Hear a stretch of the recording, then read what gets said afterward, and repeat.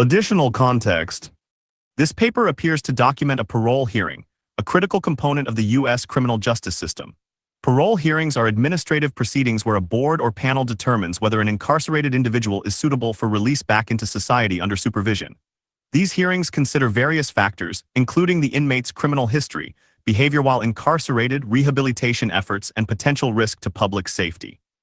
This hearing specifically involves Rene Enriquez, who was convicted of serious offenses including murder and conspiracy to sell controlled substances, highlighting the gravity and complexity often associated with parole decisions. The proceedings of parole hearings, such as this one, are often transcribed to maintain a record of the evidence and arguments presented. These records are important for several reasons. First, they provide a basis for potential appeals or legal challenges to the board's decision. Second, they contribute to the transparency and accountability of the parole process. Finally, researchers and policymakers can use them to study trends in parole decisions and assess the effectiveness of rehabilitation programs. Understanding the factors that influence parole boards is crucial for ensuring fairness and promoting successful reentry for formerly incarcerated individuals. The presence of legal representation, Attorney Shepard, and a representative from the District Attorney's Office, Barbara Turner, further underscores the adversarial nature and legal significance of these hearings. Research in this area builds upon decades of scholarship in criminology, penology, and law. Scholars have long examined the factors that influence sentencing decisions, prison management, and the reintegration of offenders into society. This specific instance can contribute to ongoing discussions about the role of parole in reducing recidivism, promoting public safety, and addressing issues of fairness and equity within the criminal justice system. Parole hearings are a crucial decision point, weighing public safety against potential rehabilitation and the possibility of a second chance. Understanding these hearings and the data they generate provides critical insights into the workings and effects of the criminal justice system. Definition: CDC number, California Department of Corrections identification number assigned to each inmate. In the matter of the life, CDC number.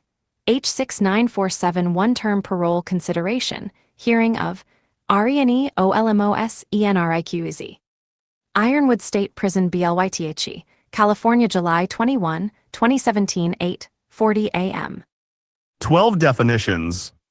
Definition 1, Parole Consideration Hearing.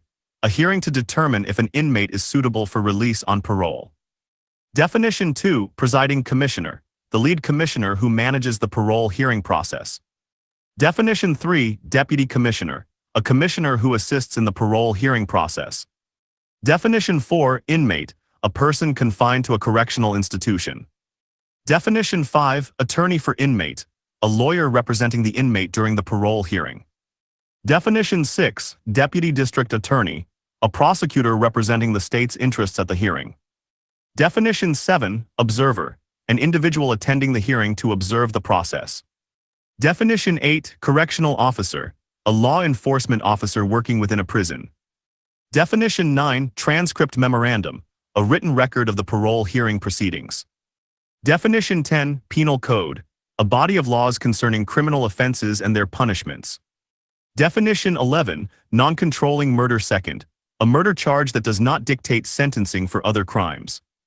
Definition 12, Controlled substances. Drugs that are regulated by the government due to their potential for abuse. Panel present.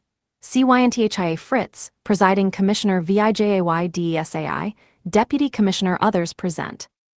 Rene Enriquez, Inmate DORA SHPPRD, Attorney for Inmate BARBRA Turner, Deputy District Attorney Ali ZARNAM, Observer Correctional Officer.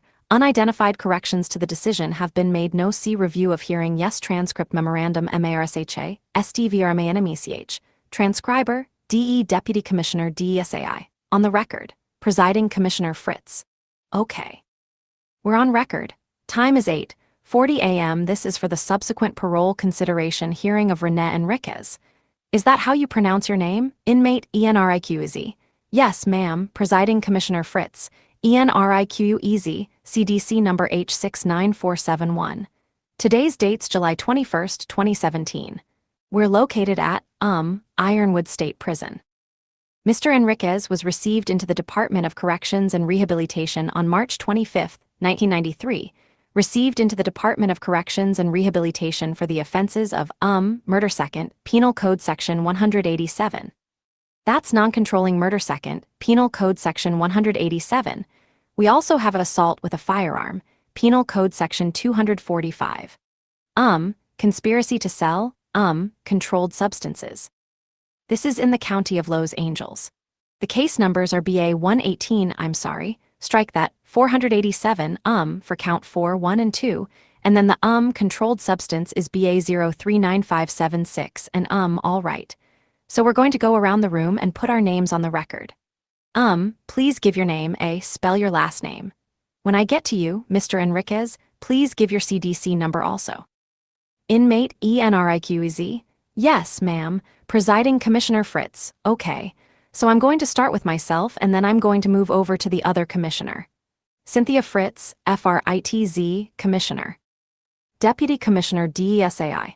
Vijay Desai, DESAI, Deputy Commissioner. Associate Chief Deputy Commissioner ZARRINAM. Ali, Phonetic, Zaranam, ZARRINAM, Associate Chief Deputy Commissioner, Observation Purposes Only. Attorney SHEPPARD. Dora Shepard, Phonetic, SHE Inaudible, Mr. Enriquez. Inmate ENRIQEZ. Rene Enriquez, ENRIQEZ, CDC number Hotel 69471. Deputy District Attorney Turner. Barbara Turner, TURNER, Los Angeles County District Attorney's Office. Presiding Commissioner Fritz, all right. We also have one correctional officer present for security purposes only. Mr. Enriquez, can you put your side on mute, Ms. Turner? Deputy District Attorney Turner, yes, yeah, that's the facts. Presiding Commissioner Fritz, oh, okay. Thank you. All right, can you please raise your right hand so I can swear you in? Mr. Enriquez, do you swear or affirm to tell the truth, the whole truth, and nothing but the truth? Inmate ENRQZ, I do, ma'am. Presiding Commissioner Fritz. Additional context. This paper appears to document a parole hearing, a critical component of the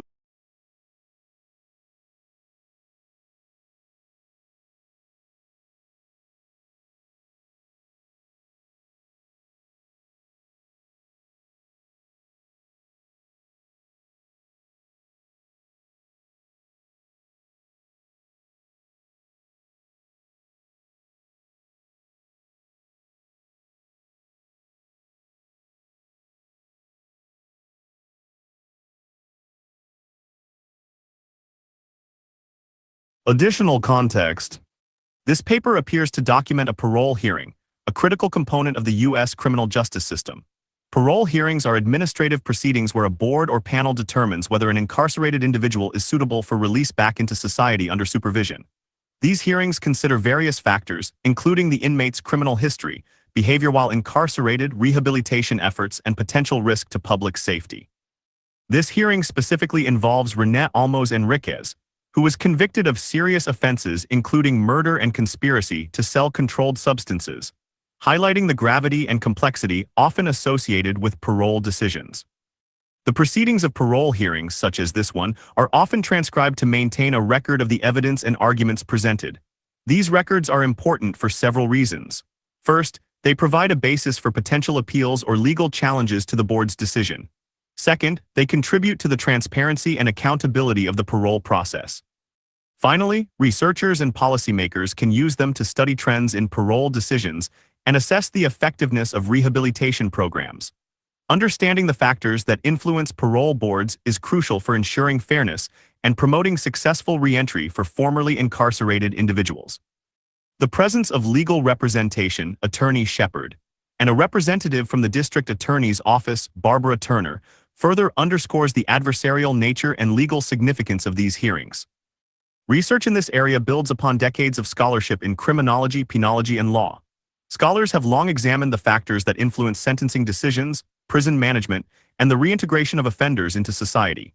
This specific instance can contribute to ongoing discussions about the role of parole in reducing recidivism, promoting public safety, and addressing issues of fairness and equity within the criminal justice system. Parole hearings are a crucial decision point, weighing public safety against potential rehabilitation and the possibility of a second chance. Understanding these hearings and the data they generate provides critical insights into the workings and effects of the criminal justice system. Definition: CDC number, California Department of Corrections identification number assigned to each inmate. In the matter of the life, CDC number. H69471 term parole consideration, hearing of Rene OLMOS Enriquez. Ironwood State Prison BLYTHE, California, July 21, 2017, 8:40 a.m. 12 definitions. Definition 1, parole consideration hearing. A hearing to determine if an inmate is suitable for release on parole. Definition 2, presiding commissioner. The lead commissioner who manages the parole hearing process. Definition 3, deputy commissioner. A commissioner who assists in the parole hearing process. Definition 4, inmate. A person confined to a correctional institution. Definition 5, attorney for inmate. A lawyer representing the inmate during the parole hearing. Definition 6, deputy district attorney. A prosecutor representing the state's interests at the hearing. Definition 7, observer. An individual attending the hearing to observe the process. Definition 8, correctional officer. A law enforcement officer working within a prison. Definition 9, transcript memorandum. A written record of the parole hearing proceedings. Definition 10, penal code. A body of laws concerning criminal offenses and their punishments. Definition 11, non-controlling murder second. A murder charge that does not dictate sentencing for other crimes. Definition 12, controlled substances. Drugs that are regulated by the government due to their potential for abuse. Panel present. CYNTHIA Fritz, Presiding Commissioner VIJAY DESAI, Deputy Commissioner others present. Rene OLMOS Enriquez, Inmate DORA SHPPRD, Attorney for Inmate BARBRA Turner, Deputy District Attorney Ali ZARINAM, Observer Correctional Officer. Unidentified corrections to the decision have been made. No. See review of hearing. Yes. Transcript memorandum MARSHA, STVRMANMECH, Transcriber, DE Deputy Commissioner DESAI. On the record, Presiding Commissioner Fritz. Okay. We're on record. Time is 8:40 a.m. This is for the subsequent parole consideration hearing of Rene Enriquez.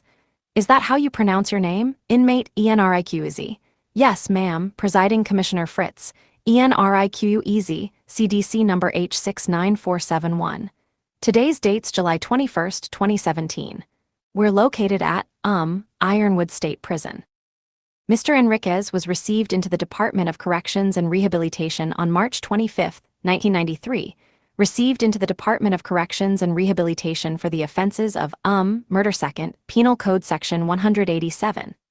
That's non-controlling murder second, Penal Code Section 187.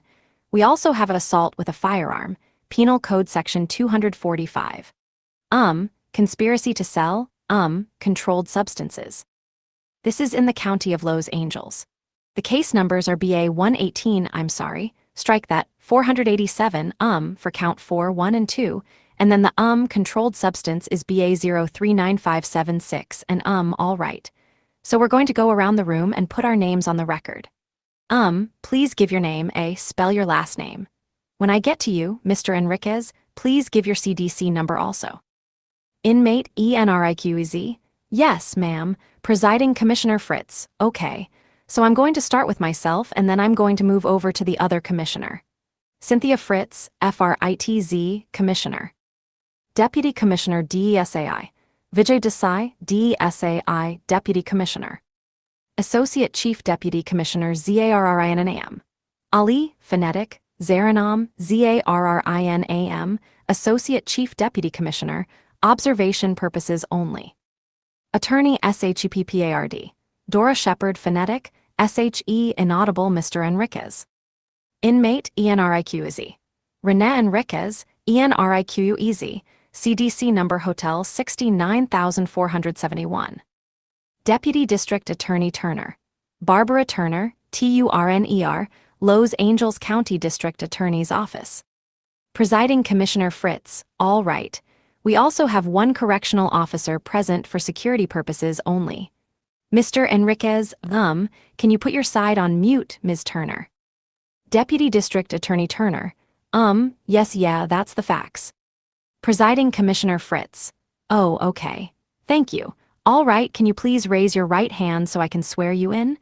Mr. Enriquez, do you swear or affirm to tell the truth, the whole truth, and nothing but the truth? Inmate Enriquez, I do, ma'am.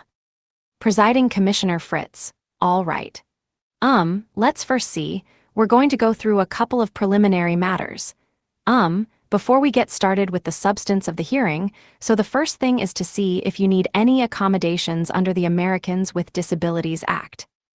Inmate Enriquez, number Presiding Commissioner Fritz, all right. Okay. I'm going to ask you some questions, all right. I noticed that you're wearing glasses. Is that for distance or for reading? Inmate Enriquez, distance, reading. I have a cataract in my left eye. Presiding Commissioner Fritz, are your glasses working okay? Inmate Enriquez, yes, ma'am. Presiding Commissioner Fritz, can you hear me? Inmate Enriquez, yes, ma'am. Definition. Eme, the Spanish pronunciation of the letter M, and another name for the Mexican mafia. Presiding Commissioner Fritz, any problems walking? Walking. Inmate Enriquez. I have some problems with inmate Enriquez, I believe 9th or 10th. Presiding Commissioner Fritz, okay. And have you upgraded educationally since then? Inmate Enriquez. Yes, I received my GED. I'm taking multiple courses and I'm currently enrolled in Palo Verde College for my associates. Presiding Commissioner Fritz, okay. Were you ever diagnosed with any learning disabilities, special education, or have to repeat any grades in school before you came to prison? Inmate Enriquez. I repeated the 3rd grade and I was in special, education classes in, elementary and junior high. Presiding Commissioner Fritz. And do you know what it was for? Inmate Enriquez. I believe that in the 3rd grade, it was an accident that I was hospitalized. I was in a bicycle accident. I was hospitalized, missed a lot of school. Then, when we were in the special ed class, I believe it was speech therapy cause we had my mother had the accent, we had thick accents. And the other W in junior high, it was for math. I just was terrible and I am still terrible in math so. 3 definitions. Definition 1, DACS, Department of Corrections System for Educational Course Information. Definition 2, 1073, form used for tracking inmate educational information and TABE scores. Definition 3, TABE score, test of adult basic education score indicating an inmate's academic skill level. Presiding Commissioner Fritz, okay, got it. But then since then, you've upgraded. I checked the DECS and the 1073. I'll note your TABE scores 9.9. Does that sound right to you? Inmate Enriquez. Yeah, I believe that's an error though. I've acquired my GED. I scored very high on the CASA phonetic scoring, but Presiding Commissioner Fritz. Okay. Inmate Enriquez. I accept it as that 9.9. Presiding Commissioner Fritz, and it also says that you need eyeglasses, which you have. So let me ask you, besides your eyeglasses, any breaks that you need? Because sometimes the hearing they do get lengthy sometimes. Are there any other accommodations that you need to go forward with the hearing today? Inmate Enriquez. No, ma'am. Presiding Commissioner Fritz, all right. So let me ask your attorney, Ms. Shepard, any other accommodations that your client needs to go forward today? Attorney SHUPPARD, not at this point, thank you. 2 definitions. Definition 1, correctional counselor, a prison staff member who advises and supports inmates. Definition 2, board forms, documents related to parole hearing rights and notifications. Presiding Commissioner Fritz, okay. So glasses will be the accommodation for the hearing today. Okay. So let's go through your notice of hearing rights. Do you recall receiving your board forms? For the hearing today proba, probably maybe from a correctional counselor. Inmate Enriquez. 202W, 201 Wilder issued all the notifications. Presiding Commissioner Fritz, okay. Did you have an opportunity to review them and sign the forms? Inmate Enriquez, yes, ma'am. Presiding Commissioner Fritz, okay. So I have that happened February 28, 2017. Does that sound right? Inmate Enriquez, Yes, I believe so. I can't even remember. Presiding Commissioner Fritz. Oh, okay. Do you need a copy of it with your signature to refresh your recollection?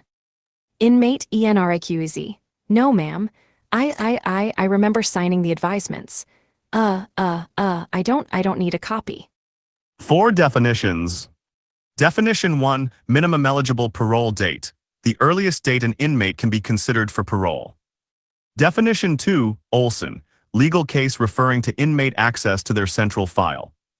Definition 3, prison central file, the official record containing an inmate's history and information. Definition 4, hearing panel, the group of commissioners responsible for making parole decisions. Presiding Commissioner Fritz. Okay. Very well. Let me go through your hearing rights for the hearing. The purpose of your parole consideration hearing is to determine if you're suitable for parole. 1 year prior to your minimum eligible parole date, a hearing will be held.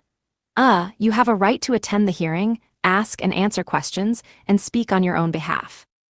You're entitled to be represented by an attorney. Your attorney is present. You may not call any witnesses at your parole consideration hearing. The district attorney from the county where the offense was committed will be notified of the hearing and may represent the interests of the people. Notice of your hearing will also be given to the attorney who represented you at sentencing, the sentencing judge, and the law enforcement agency that investigated the case. Victims or next of kin or their designated representative may also attend and address the hearing panel. You have a right to review the non-confidential documents in your prison's central file. Did you do your Olson? Inmate Enriquez. Yes. Presiding Commissioner Fritz. Okay. We already went through your Americans with Disability Act accommodations. Do you want to go forward with the hearing today? Inmate Enriquez. Yes, ma'am. Presiding Commissioner Fritz. You're entitled to a hearing by an impartial hearing panel. You're entitled to a copy of the record of the hearing. You're entitled to a copy of the decision. We'll give you the decision today. Inmate Enriquez. Thank you, ma'am. Presiding Commissioner Fritz. All right. Do you have any questions regarding your hearing rights? Inmate Enriquez. No, ma'am. Presiding Commissioner Fritz. Have your client's rights been met thus far? Attorney H69471. Yes. Presiding Commissioner Fritz. Any preliminary objections? 2 definitions. Definition 1, rebuttal, evidence or argument presented to refute opposing claims. Definition 2, comprehensive risk assessment, an evaluation of an inmate's risk of reoffending if released. Attorney Shepard. I submitted a rebuttal to the comprehensive risk assessment requesting that it be given little to no weight based on a lack of reliability and some serious errors and misrepresentations in it. So I'm not sure if that would be considered a hearing objection, but I would make that Presiding Commissioner Fritz. Oh, okay. Yeah. We Attorney Shepard. Argument. Presiding Commissioner Fritz. We looked at, your rebuttal and, as far as the risk assessment is concerned, you certainly can make all of your arguments, and then we'll take that into consideration. It's going to be the panel we're going to use it as a piece of evidence that we will weigh and will determine its reliability and its weight for purposes of the hearing today. Any other objections? Attorney Shepard. No. Definition. Governor reversal, when the governor overturns a parole board's decision to grant parole. Presiding Commissioner Fritz. Okay, all right. So, let's go through procedures for the hearing today. It's going to be a little bit different today cause we're here on a governor reversal, which, obviously you know, right? Inmate Enriquez. 2 definitions. Definition 1, pre-conviction factors, events and circumstances that occurred before an inmate's imprisonment. Definition 2, parole plans, an inmate's proposed living arrangements, employment and treatment programs upon release. Presiding Commissioner Fritz.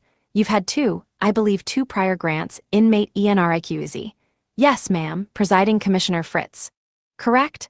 And so, obviously this panel's going to be focusing on the concerns of the governor for this hearing.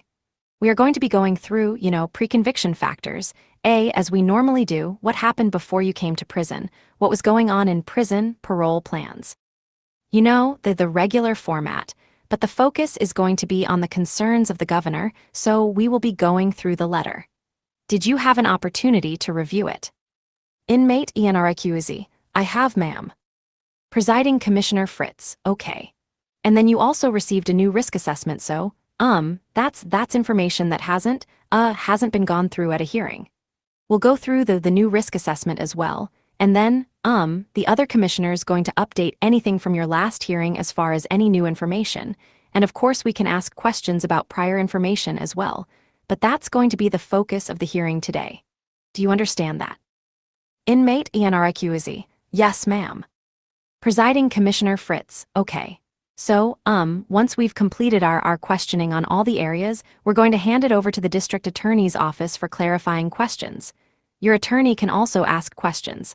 Once all of the questioning is complete, we're going to take closing statements. We're first going to take it from the district attorney's office, second from your attorney, and you're welcome to make a closing statement too if you'd like to do so. Okay. Inmate Enriquez: thank you, ma'am. Definition: deliberations, the process of commissioners privately discussing a case. Presiding Commissioner Fritz: once that's completed, we're going to take a break. We're going to go into what's called deliberations, come back, the two panel members will discuss your case, then we'll come back and we'll give you a decision today. All right. Inmate Enriquez: okay. Presiding Commissioner Fritz: do you have any questions on how it's going to work today? Inmate Enriquez: no, ma'am. Definition: testifying, giving evidence under oath. Presiding Commissioner Fritz: okay.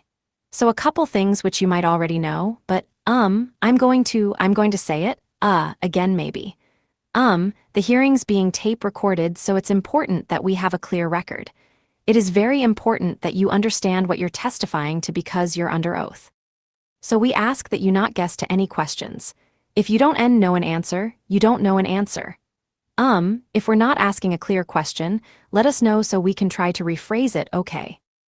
Inmate Enriquez: okay. Presiding Commissioner Fritz: you don't need to make any admissions today or discuss details of the crime today or crimes. It's up to you and your attorney whether you want to discuss that today. Okay. Inmate Enriquez: yes, ma'am. Presiding Commissioner Fritz: problems that we have sometimes at hearings is we talk over each other, which is hard for the transcriber. So we're going to try to be aware of that, as well as we have some people that like to use their hands and shake their head instead of saying something audible like yes or no, or they say which doesn't show up on the recorder as what you're saying, so those are some of the things that we try to correct that. I always bring it up at the beginning so that people are more aware of it, okay. Inmate Enriquez: yes, ma'am. Presiding Commissioner Fritz: all right, so any questions so far? Inmate Enriquez: none. Definition: CRA comprehensive risk assessment. Presiding Commissioner Fritz: all right. So let me ask the attorneys, did you receive all the documents 10-day, 65-day CRA? Attorney Shpprd: yes. Presiding Commissioner Fritz: okay. Ms. Turner, did you receive all the documents 10-day, 65-day CRA? Deputy District Attorney Turner: yes. I received a fax this morning too as well. Thank you. Definition: chronological entries or notes documenting inmate behavior. Presiding Commissioner Fritz: okay.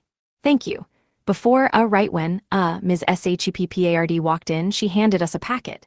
It was faxed over to the district attorney's office as well, so, let me see if I can describe what's here. It looks like, there's a couple chronos that look relatively new, from July, so, we'll have to check. I don't necessarily think those are going to be in our file cause they're so new.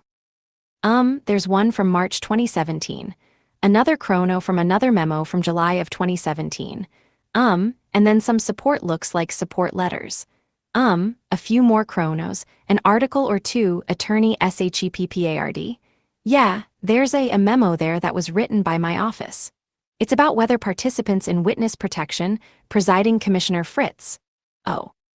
Attorney Shpprd. Need to register as sex offenders, and then the two news articles are support for that memo. Definition: exhibits, documents, or items formally presented as evidence. Presiding Commissioner Fritz, got it. Okay. All right, and I see that memo now. So before we mark these as exhibits, we were going to see what we have in the file first, Attorney SHEPPARD. Sure. Presiding Commissioner Fritz. Cause we're not going to mark those as exhibits, and then the other commissioner will mark them and he'll put on the record, we're going to go in, order starting with exhibit 1, but he'll let you know how they're marked. Okay. Inmate Enriquez. Okay. Presiding Commissioner Fritz. All right. Any other documents you want to submit that we haven't received? Attorney SHEPPARD, that's it, thank you. Presiding Commissioner Fritz, all right, okay. Any questions before we get started? Inmate Enriquez, no ma'am. Definition: social history, background information about an individual's life experiences. Presiding Commissioner Fritz, okay. So, let's get started. I'm going to do a very brief social history, okay? It's been put on the record many times, but just to kind of, lay the foundation for, what happened before you came to prison. So if there's something you want to add, correct, or clarify about it, let me know. If you think there's something significant that we missed that you think, is important to discuss why you came to prison, let us know. Okay. Inmate Enriquez, yes ma'am. Presiding Commissioner Fritz, all right. Okay. So, information that we have, regarding background information, born in Los Angeles, came from, family of 6, you're the 5th child. Looks like it says you came from what? An upper middle class family. Definition: bedroom community, a suburb where people live and commute to work elsewhere. Inmate Enriquez, W. Presiding Commissioner Fritz, so what does that mean? Like inmate Enriquez. I lived in Cerritos, California. It was a bedroom community. Well, I guess it was middle class, well-to-do. Presiding Commissioner Fritz, yeah, I'm familiar with Cerritos. So as of not, it is a nice community. You went to what high school? Inmate Enriquez, Cerritos High. Presiding Commissioner Fritz, so then inmate Enriquez. And then later to the continuation, Tracy, continuation in Norwalk. Presiding Commissioner Fritz, okay. Inmate Enriquez, the borderline before Norwalk and Artesia right there. Presiding Commissioner Fritz, all right. So, what your family, parents do for a living? Inmate Enriquez. My father owned a liquor store, name OK's Liquor Phonetic, and, company called Resin Craft and Decorated Industries as well as, developmental real estate. 2 definitions. Definition 1, insight, understanding one's own psychological processes and behaviors. Definition 2, transparency, the quality of being open and honest in one's actions and words. Presiding Commissioner Fritz, and your mother won one of the last hearings. Actually, my mother had 2 just died during the last hearing, but I had to talk to my, brother and sister about it as well. 4, they since they're still alive. And it's not just 5 my shame, it's their shame as well, because my 6 hearings have been rather public in the past, and 7 and I understood that they would, in a sense, be 8 outed in this. So my concern was for them also, but 9 I've come to the point where this is where I'm at in 10 my healing. I understood that, in order for the 11 governor to understand that I have complete insight and 12 complete transparency, as in step 5. To admit to 13 myself, God, and another individual the exact 14 the exact nature of my wrongs. I had to be completely 15 transparent that I had not been fully forthcoming with 16 this board in the past about the sexual abuse when I was 17 asked about it. So that's my objective, is to be 18 completely forthcoming and transparent, but the main 19 motivating factor was just shame for me and for my 20 family. But I've since, been through supportive 21 counseling through my groups. I've talked to my family. 22 my family has also come forth and has spoken about it in 23 their support letters. Presiding Commissioner Fritz, okay, all right. I guess the question then is one, now that you have come out with, what happened, I think, there was also you think there was possibly a neighborhood kid as well. Inmate Enriquez. Yeah, I remember, at about 5 years, Presiding Commissioner Fritz. Okay. Inmate Enriquez. I believe 6 years old, 5 or 6 years old. 4 definitions. Definition 1, defects of character, negative personality traits that contribute to harmful behavior. Definition 2, addictive lifestyle, behavioral patterns of compulsive engagement and abuse. Definition 3, defect, an imperfection or fault in something, a shortcoming. Definition 4, callous, showing or having an insensitive and cruel disregard for others. Presiding Commissioner Fritz, so, how do you think, or if you think, A, any of this sexual abuse affected you? Inmate Enriquez. I believe that they became core issues.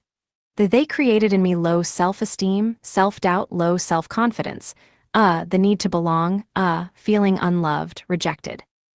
I believe they created a number of core issues which contributed to my defects of character.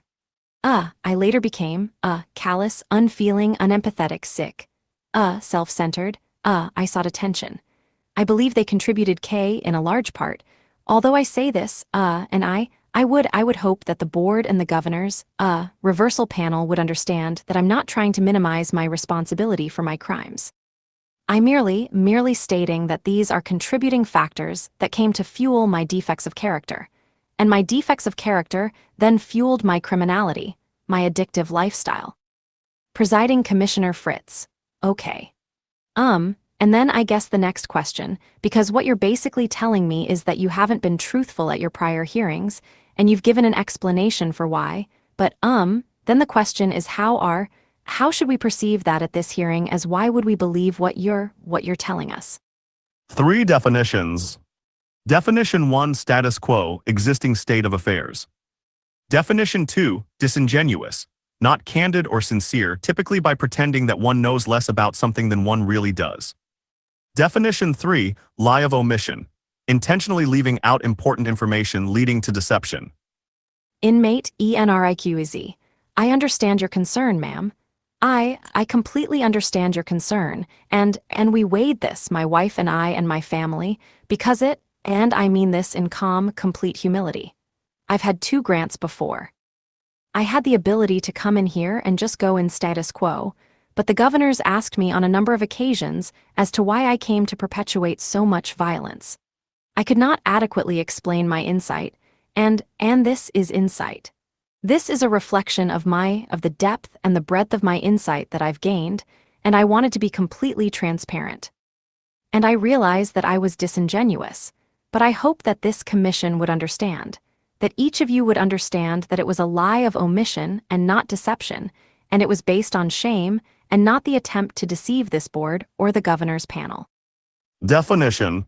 Narcissistic traits, personality characteristics involving excessive self-admiration and a need for admiration from others. Presiding Commissioner Fritz, okay. Thank you. And so you read through the risk assessment, right? So inmate Enriquez, I have. Presiding Commissioner Fritz, the new one, and they do have you, they do mention that you have narcissistic traits. Right. Inmate Enriquez, yes, ma'am. 2 definitions. Definition 1, perpetrator, a person who carries out a harmful or illegal act. Definition 2, perpetrator, a person who carries out a harmful, illegal, or immoral act. Presiding Commissioner Fritz, so, I usually don't see that with, molest victims, inmate Enriquez. Presiding Commissioner Fritz. Right, because like you said, there's a lot of shame involved in being, sexually abused, and usually it's manifested differently, generally speaking. Let me ask you, when you read through and it suggested that you have narcissistic traits, what did you think about that? I mean inmate Enriquez. Well, Presiding Commissioner Fritz, do you agree with that? Did you not? Do you have, any opinion? Inmate Enriquez, there are certain aspects that I believe are accurate in the CRA, and there are other opinions that, Dr. Robinson makes too that I differ with. 3 Presiding Commissioner Fritz, okay. 4 Inmate Enriquez, we have a difference of 5 opinion on. I believe there are certainly aspects 6 that are indicative of my need for attention. Such 7 as my chasing a lead status in the Mexican mafia, and my 8 need for attention as a child. And I've linked these to 9 the low self-esteem. that I had such low self-esteem. 10, that I sought attention through negative behavior. 11, through self-harm. And I later identified with the 12 aggressor. Being completely powerless as a victim. 13, I later became a perpetrator in 14, attempt to, I guess, gain control. So, I 15 could understand. Her believing that 16 there have some narcissistic tendencies. I know that 17 I was an attention seeker, that I sought to please 18 people. And this was one of the driving forces in my 19 in my, membership in the Mexican Mafia, my gang 20 membership, and all of my dysfunctional favor. I was a 21 people pleaser. I sought the acceptance of the gang. I 22 later sought the acceptance, in the Mexican Mafia 23, and it drove me into creating the persona that I was, 24 boxer from the Mexican Mafia, and I had this elite 25 status, and that and my twisted and warped thinking at the time was sufficient for me. Presiding Commissioner Fritz. Okay. You think you still have some of those character traits now, the attention-seeking, wanting to gain control, anything like that. 6 definitions. Definition 1, prosocial, behaviors intended to benefit others. Definition 2, accolades, praise or special recognition. Definition 3, informant, a person who provides information to law enforcement. Definition 4, SNY, sensitive needs yard, a protected housing unit within a prison. Definition 5, custodial duties, tasks involving maintaining cleanliness and order. Definition 6, character flaws, undesirable qualities in a person's personality. Inmate Enriquez. No, I believe the character defects still exist, but what I've done is I've taken those defects and turned them into positive and prosocial traits such as, now I serve other individuals rather than seek to have my needs met, such as in groups. Like in step 12 in the 12 steps, you seek to assist other addicts and practice these, principles in daily affairs. So I do that on a daily basis by mentoring inmates on the yard as the variety of chronos and documentation that I've gained this year reflect.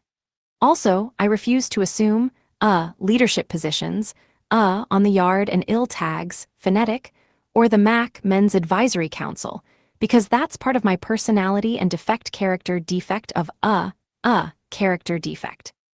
I refuse those.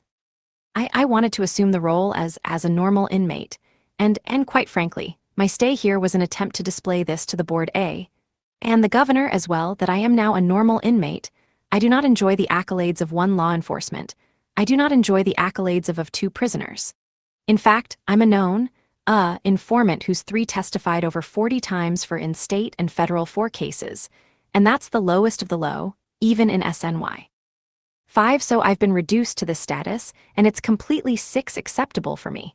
I want to show this panel, I want to 7 show the governor that I can assume life as a normal 8 individual. My job is one of 9 not only clerical duties, but of custodial duties as 10 well. I don't hold a high position in prison, nor do I 11 see myself in a high position. I'm finally comfortable 12 in my skin, and I've developed a 13 strategy for dealing with the potential for this 14 character defect, destabilizing my emotional 15 recovery. 16, Presiding Commissioner Fritz. Okay. Well, we 17 I do tend to see people with those same type of 18 personality, character flaws, or defects still seeking 19 out leadership roles. So, I 20 think it's positive that you're able to understand that.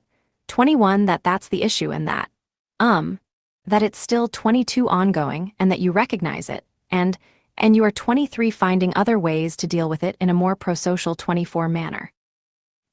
You're saying that you're, a 25 normal inmate, but you aren't, and people are treating you like that, but you still have, elevated status at the prison. I mean, people know you and right? I mean, it's not like you're not unknown and that you're not, people don't know who you are and what you did and things like that. Definition. Alias, a false identity used to conceal one's real name. Inmate Enriquez. No, that's a given in any prison. When I go to, even if I changed, My prison location, they're always going to know me as a former Mexican mafia member, as the individual who testified. There'll always be that. But one of the other things I've done is I've refused to allow people to address me by the former alias Boxer. I mean, they try every day. Somebody'll come, "Hey, Boxer, my name is Rene. You can call me Rene." Presiding Commissioner Fritz, when did that happen? When did you start doing that? Inmate Enriquez. Oh, years ago. Presiding Commissioner Fritz, okay. 5 definitions. Definition 1, alter ego, a person's secondary or alternative personality. Definition 2, antipathy, a strong feeling of dislike. Definition 3, inducement, a thing that persuades or influences someone to do something. Definition 4, remnants, a small remaining quantity of something. Definition 5, perceived, become aware or conscious of something, come to realize or understand. Inmate Enriquez. Even as a Mexican mafia member, I hated that name, but moreover, here, as I've made the transition and killed off this alter ego, Boxer from the Mexican mafia, I don't want the remnants of that past being thrust on me on a regular basis by the inmates. Now, if they want to remember that aspect of who I was, that's to their choice, but to address me by that name, I won't accept it. So I believe that yes, there is for some recognition on the yard. Inmates understand 5 what I used to do and who I used to be, but that's not 6 in a sense a benefit. If anything, it's a 7 detriment because they now understand that I'm a 8 dropout. There's some antipathy for Mexican Mafia 9 dropouts. Additionally, I'm a registered 10 sex offender, so I carry the R on me, and that's 11, another designation where you're on the lower, rungs 12 of the social hierarchy, even in SNY. So there are a 13 variety of things that I willingly accept by 14 coming to the California Department of Corrections, and 15, I had multiple opportunities, and continue to receive 16 opportunities to go be housed in federal housing. But 17. I wanted to make a visible and physical showing to 18 the board that I want to assume life as normally as 19 possible in a CDC setting without accolades, without 20 special treatment, without any perceived benefits. 21 wanted to be just straight up CDC prisoner. 22 Presiding Commissioner Fritz, okay. I mean, 23 cause that's what was happening before, right? You were 24 receiving different treatment than the other inmates. 25 Inmate Enriquez. 1 Presiding Commissioner Fritz. Because of what 2 was going, well, while what was happening, and W3 what you were involved in.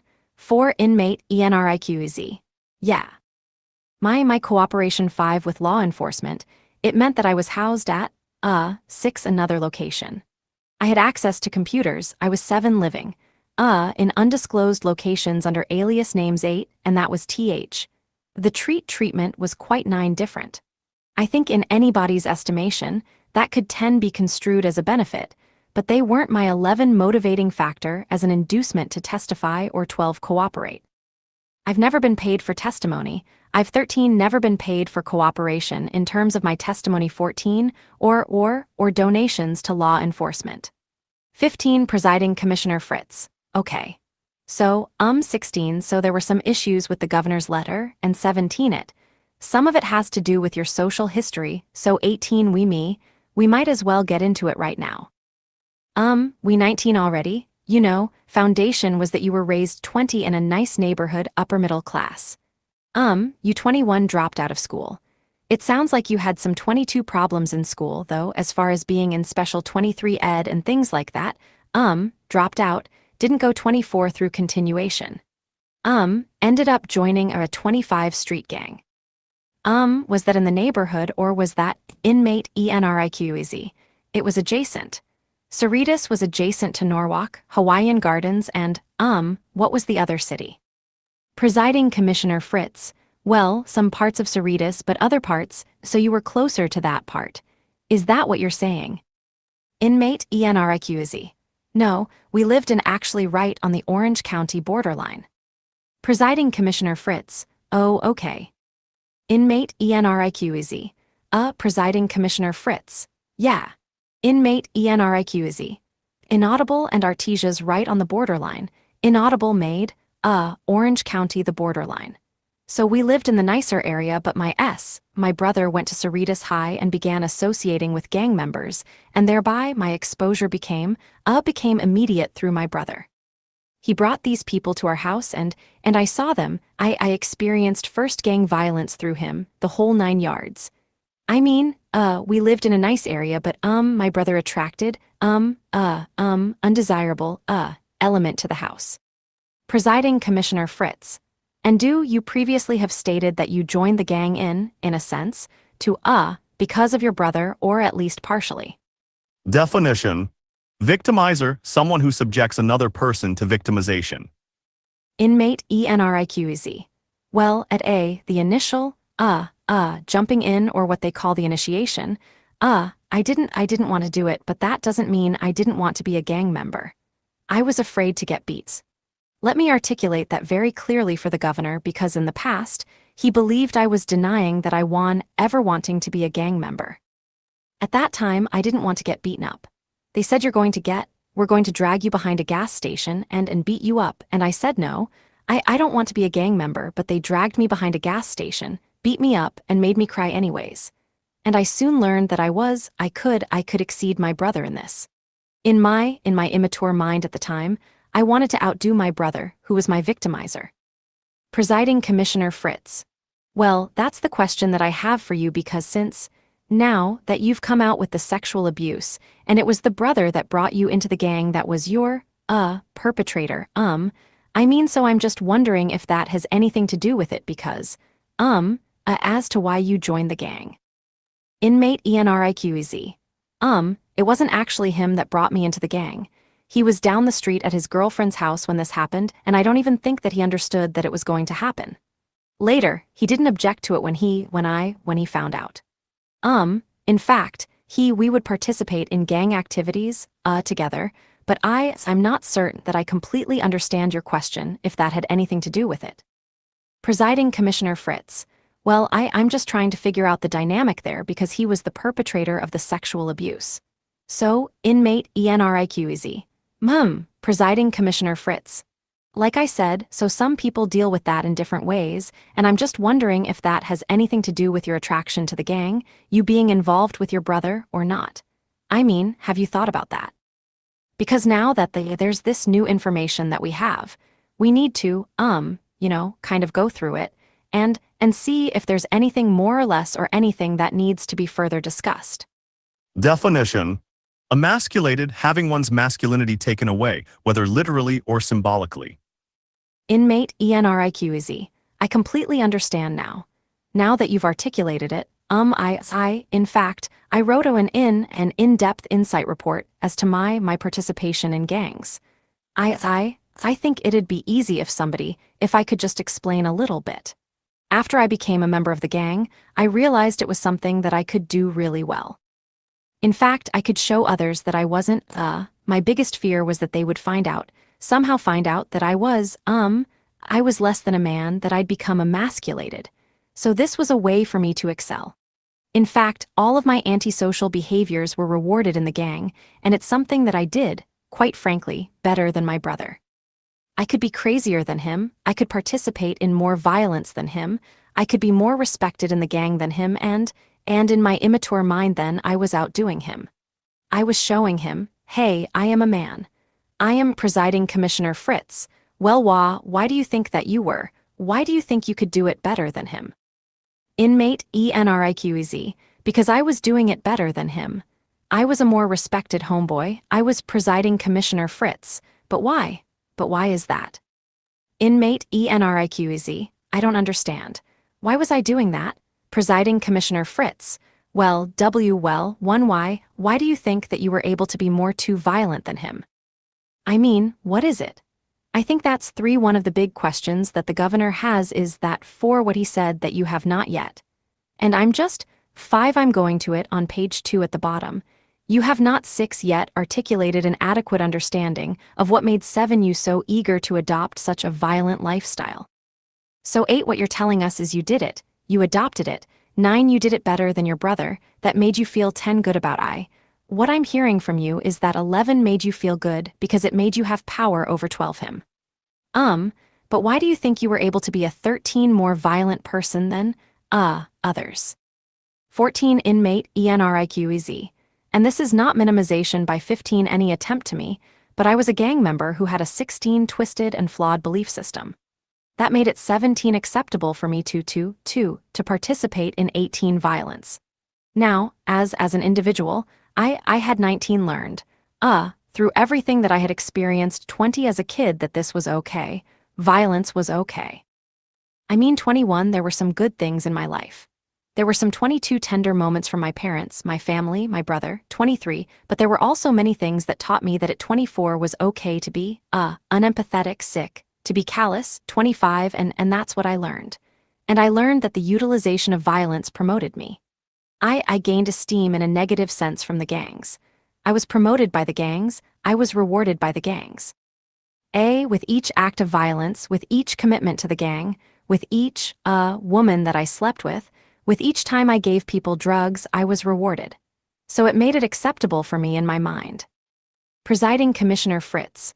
Well, and we know that cause that's how the gang works, and we understand that the more violence you perpetrate, the higher, the bigger the reputation.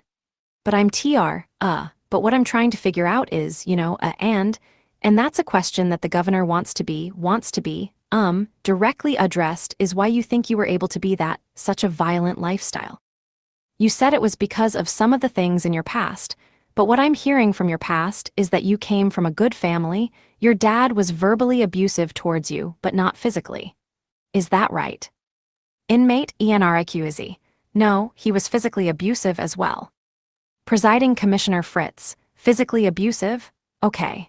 You were molested, you were sexually abused. So what was it? Because there does appear to be a lot of positives in your life as well as negatives. Inmate Enriquez. Presiding Commissioner Fritz. So what do you mean by you were taught to be unempathetic, sick? And, I'm trying to figure out, let's get to that. What do you mean by you were taught to be violent? You were taught to be unempathetic, sick. Inmate Enriquez. I believe exposure to these traumatic events in my life, including, extreme beatings from my father, and on occasion from my mother, they reinforced violence in my life, and I developed these defects of character, selfishness, self-centeredness, callousness. I developed these as coping mechanisms. I don't want to sound textbook here, I just want to talk to you from my heart, but this created in me a warped sense of direction, the exposure to all these events in my life.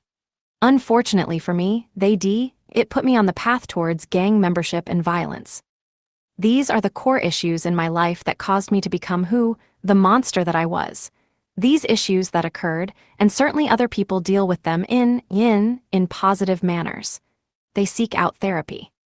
It was my responsibility to seek out therapy when I was old enough. It was my responsibility not to pick up a gun.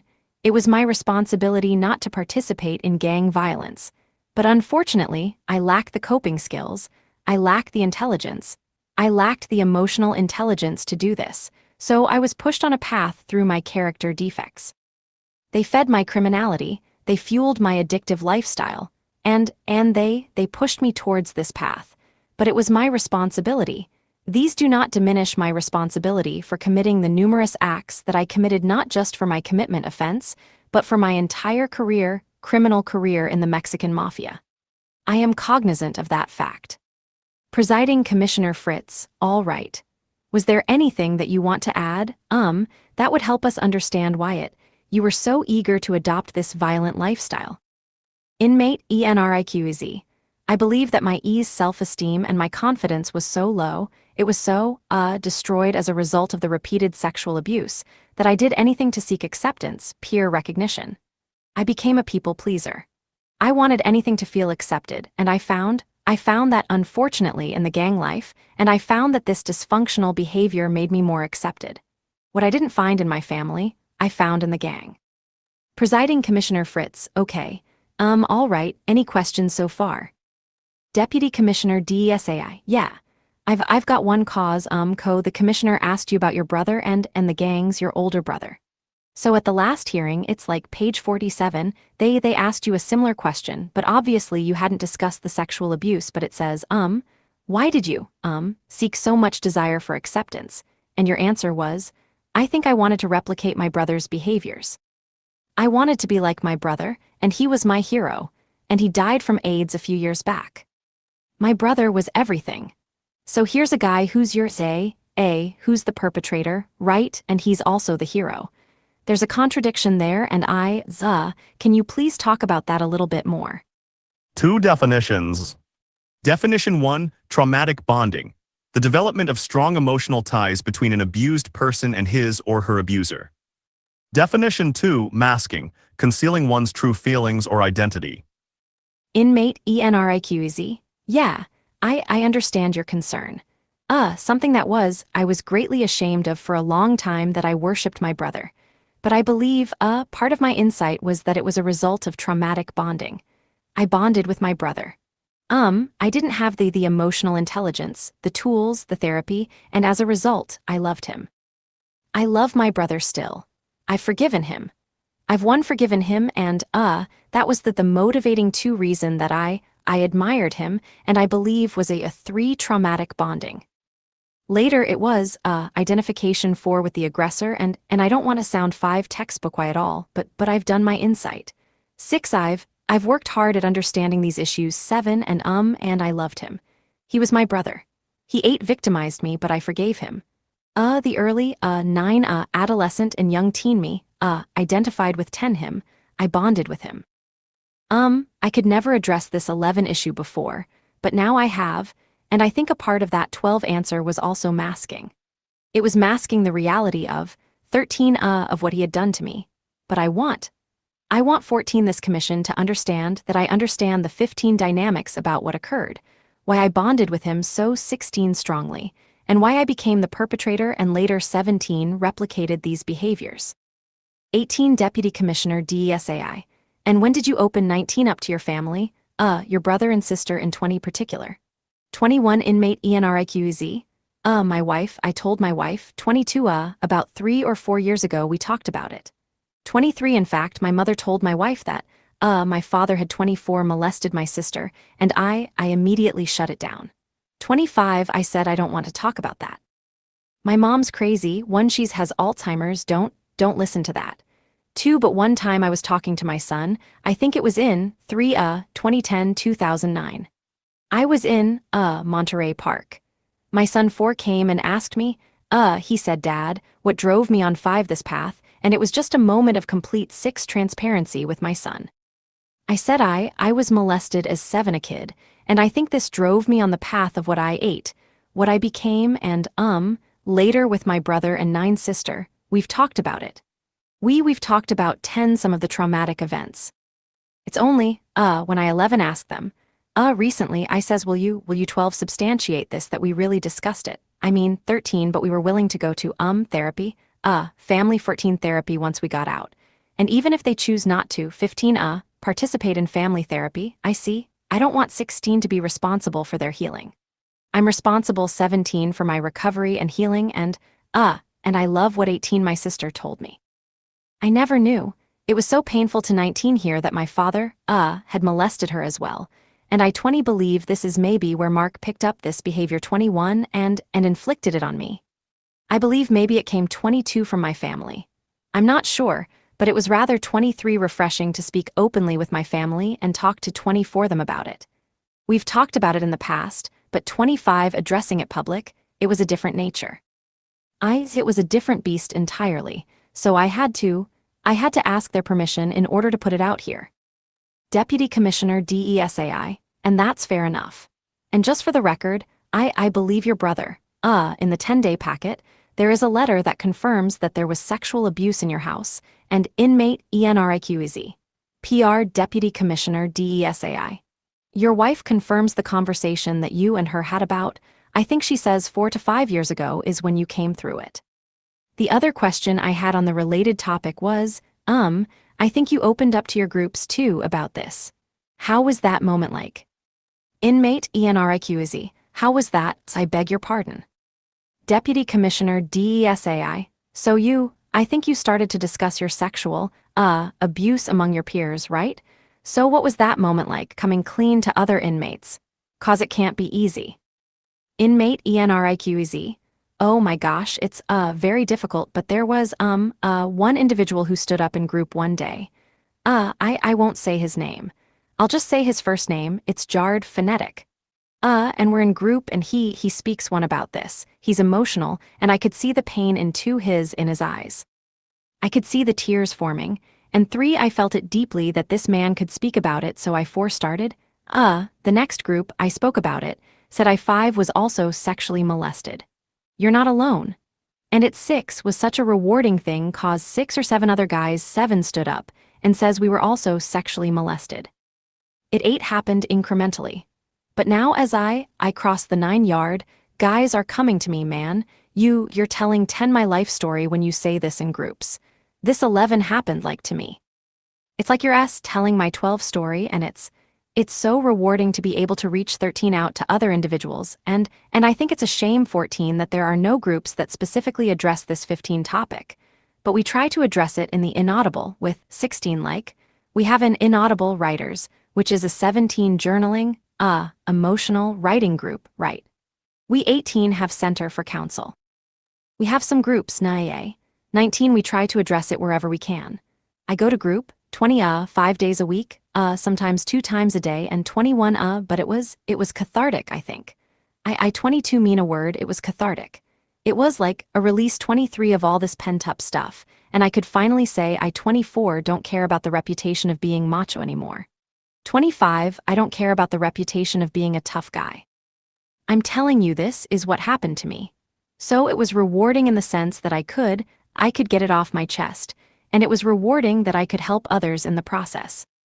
Deputy Commissioner DESAI, and then, when the commissioner asked you a question, you said this phrase, donations to law enforcement. So your testimony, why do you call it donations to law enforcement? 5 definitions.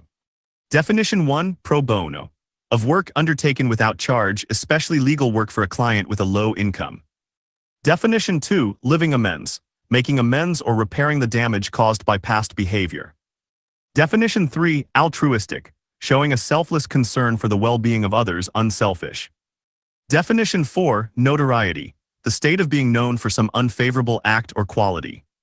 Definition 5, harm's way. A situation in which someone is likely to be harmed. Inmate Enriquez. Because people, experts typically charge for testimony, case support, and all that, and I don't.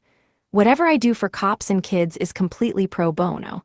I've testified, I've testified a number of times, and I've done presentations for law enforcement. I donate time and services to outreach groups, and I think that's part of my living amends, that I will continue to do this as long as it's active. It's asked of me, but I want to make a clear definition when we're discussing this, because as my Mexican mafia membership had defined me as an individual, this defined who I was, so did my position as a witness for the federal government and local and state authorities. It came to define me. But that is not what I feel defines me. It's what I do, not who I am. Today, I am attempting to assume the life of a normal inmate. I've refused, to be housed in a special location. In fact, the cases that I testify in are becoming fewer and farther in between. In the last, 2.5 years, I've only testified twice. Although I still cooperate in investigations when asked to do so, and I will continue to do that, that is not how I receive my validation. Although I do find it very rewarding to be able to give back to the community in this manner. So that's a giving in the sense of a contribution. I'm giving of self, I'm giving of my services. In fact, I'm trying to dismantle what I contributed to for my entire adult life. I contributed to the Mexican mafia, and my efforts are now to assure that somehow I can negate what I contributed to that organization. Deputy Commissioner DESAI, thank you. Those are all the questions I have so far. Presiding Commissioner Fritz, thank you. Did you ever discuss it with Mark? Inmate Enriquez, never. Presiding Commissioner Fritz, oh, you never did. Inmate Enriquez, never. Presiding Commissioner Fritz, okay. I don't know if I'd necessarily describe it as donations to the law enforcement, but you can call it how you want. Because it was very it's very brave and courageous, I think, because you've put yourself in harm's way, and I don't think anybody can diminish that. But I also think, looking at your file, that it wasn't necessarily, altruistic completely in nature. Right. And I think that you got a lot out of this personally. You got a lot of better treatment. Just putting it out there because that's the way I see it, and this fed the way that I see it is this fed into the same type of character defects that you had before, but again, as you've already stated, you flipped it. But it wasn't like, you're doing it for doing it always for everybody else. This was feeding your own ego, you were getting a lot of notoriety and everything with it. And again, like I said, on the other side, you placed yourself in harm's way, and I do think it's very brave and courageous that you would do it cause many people would never do that. But I just want to see if you have looked at it from that perspective, because I think that there are other people out there that would see it the same way. Inmate Enriquez, I completely understand. I've evaluated this, I've testified to this a number of times in open court. Defense attorneys often, their line of questioning is based on this. You've received inducements, and certainly there are benefits to where I lived, how I was treated, what I was able to achieve. Certainly those can be construed as benefits. I am not denying that today.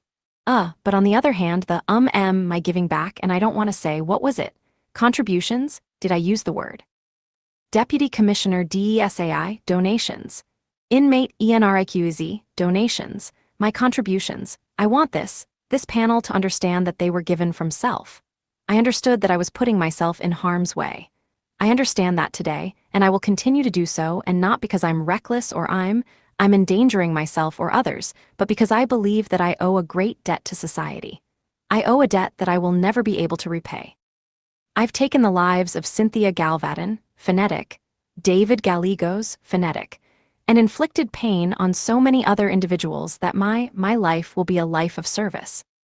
So yes, I did receive, some benefits during this process, during the years that I was housed outside of CDC custody, but there are also, many events that I was able to contribute to, that I was able to give back to law enforcement, to training college students, to give back to youth at risk. So I think it, if I may say, balance out in a sense. Presiding Commissioner Fritz. Okay. And like I said, I certainly do not want to give the impression today that I don't think that what you did not because it contributed immensely to law enforcement. Inmate Enriquez. 6 definitions. Definition 1, green light. Permission from the Mexican mafia to commit violence against another person. Definition 2, identity reassignment. The process of legally changing one's name and other identifying information. Definition 3, Hertzberg-Leslie Witness Protection Act. A California law providing protection to witnesses who are at risk of harm due to their testimony. Definition 4, Interstate Compact. An agreement between states to cooperate on certain matters such as parole supervision. Definition 5, FBI, Federal Bureau of Investigation. Definition 6, sponsorship. The act of supporting someone or something, in this case the act of supporting an inmate through CalRAP. Presiding Commissioner Fritz. It absolutely did, and to many other things, and that was your knowledge, and you were willing to give that knowledge, but also, and correct me if I'm wrong, they had there was a green light on you, so you snitched out, which a lot of people don't with a meh. Most people wouldn't because of their regulations, and in a way, this places you in a better protective posture than most other EMED dropouts that are in SNY, because if they get released in Grant, they have no protection. And we all know what could happen to them, whereas you, from W, what I understand, and I think from what everybody understands, is that you will be protected. So in a way, you put yourself in a much better position, than most other people that, are in same or similar circumstances. Inmate Enriquez. Looking at it from that perspective, yeah. Certainly. I will benefit from, witness protection, CalRAP, phonetic, and all the resources that are going to be given to me by the FBI. Yes, I will have a leg up on relocation, identity reassignment, but that wasn't the objective when we started. I didn't even think of that in the beginning. It only happened later on when they told me, hey, you're eligible for Federal Witness Security Program. And then we went to the sponsorship. And then later, CalRAP seemed the easier route to go, Hertzberg-Leslie Witness Protection Act in California, which is a lot simpler. A lot less, red tape. But yes, when you look at it from that perspective, I certainly agree with your assessment that I'm benefiting from the CalRAP. The why, the identity reassignment, and the agencies that will be protecting me once I'm released. Inmate Enriquez. Well, Presiding Commissioner Fritz, because I think when most people, if they were to see this, it's kind of glaring. Inmate Enriquez. Well, I recall, testifying in court and the prosecutor rebutting. This aspect from they and I'm not trying at all to weigh in from a legal aspect here, but the necessity for witness protection is not an inducement, but rather a requirement as a result of my cooperation. In fact, I'm now considered a victim of the gang because they are conspiring to kill me. So I've never really looked at it from this perspective until you presented this as some kind of benefit, but from the perspective of the government, it's an obligation to protect me and Presiding Commissioner Fritz. Right. Inmate Enriquez. And I never looked at it like, oh, I'm getting this. This is a good prize that I'm gaining for my cooperation. Because I could parole with the name change in an interstate compact, and I'd be fine. I'm not requiring that this be done. All I'm requesting, cause I have multiple plans in the parole plans, which I think we'll get to in a minute, but, I think interstate compact with a confidential name change would be sufficient. Presiding Commissioner Fritz, okay. Well, I'm not judging. I think it was a smart move, but I just surprised that you hadn't thought about that. All right. So anything else cause we were going to get back to a few other areas. Deputy Commissioner DESAI? No. I don't have anything else at this time. Definition. 290 status. Requirement to register as a sex offender under California Penal Code Section 290. Presiding Commissioner Fritz, okay, all right. So let's get into the governor didn't address it, didn't really address it in the letter, although I think it was addressed in the last governor's letter was the whole 290 status.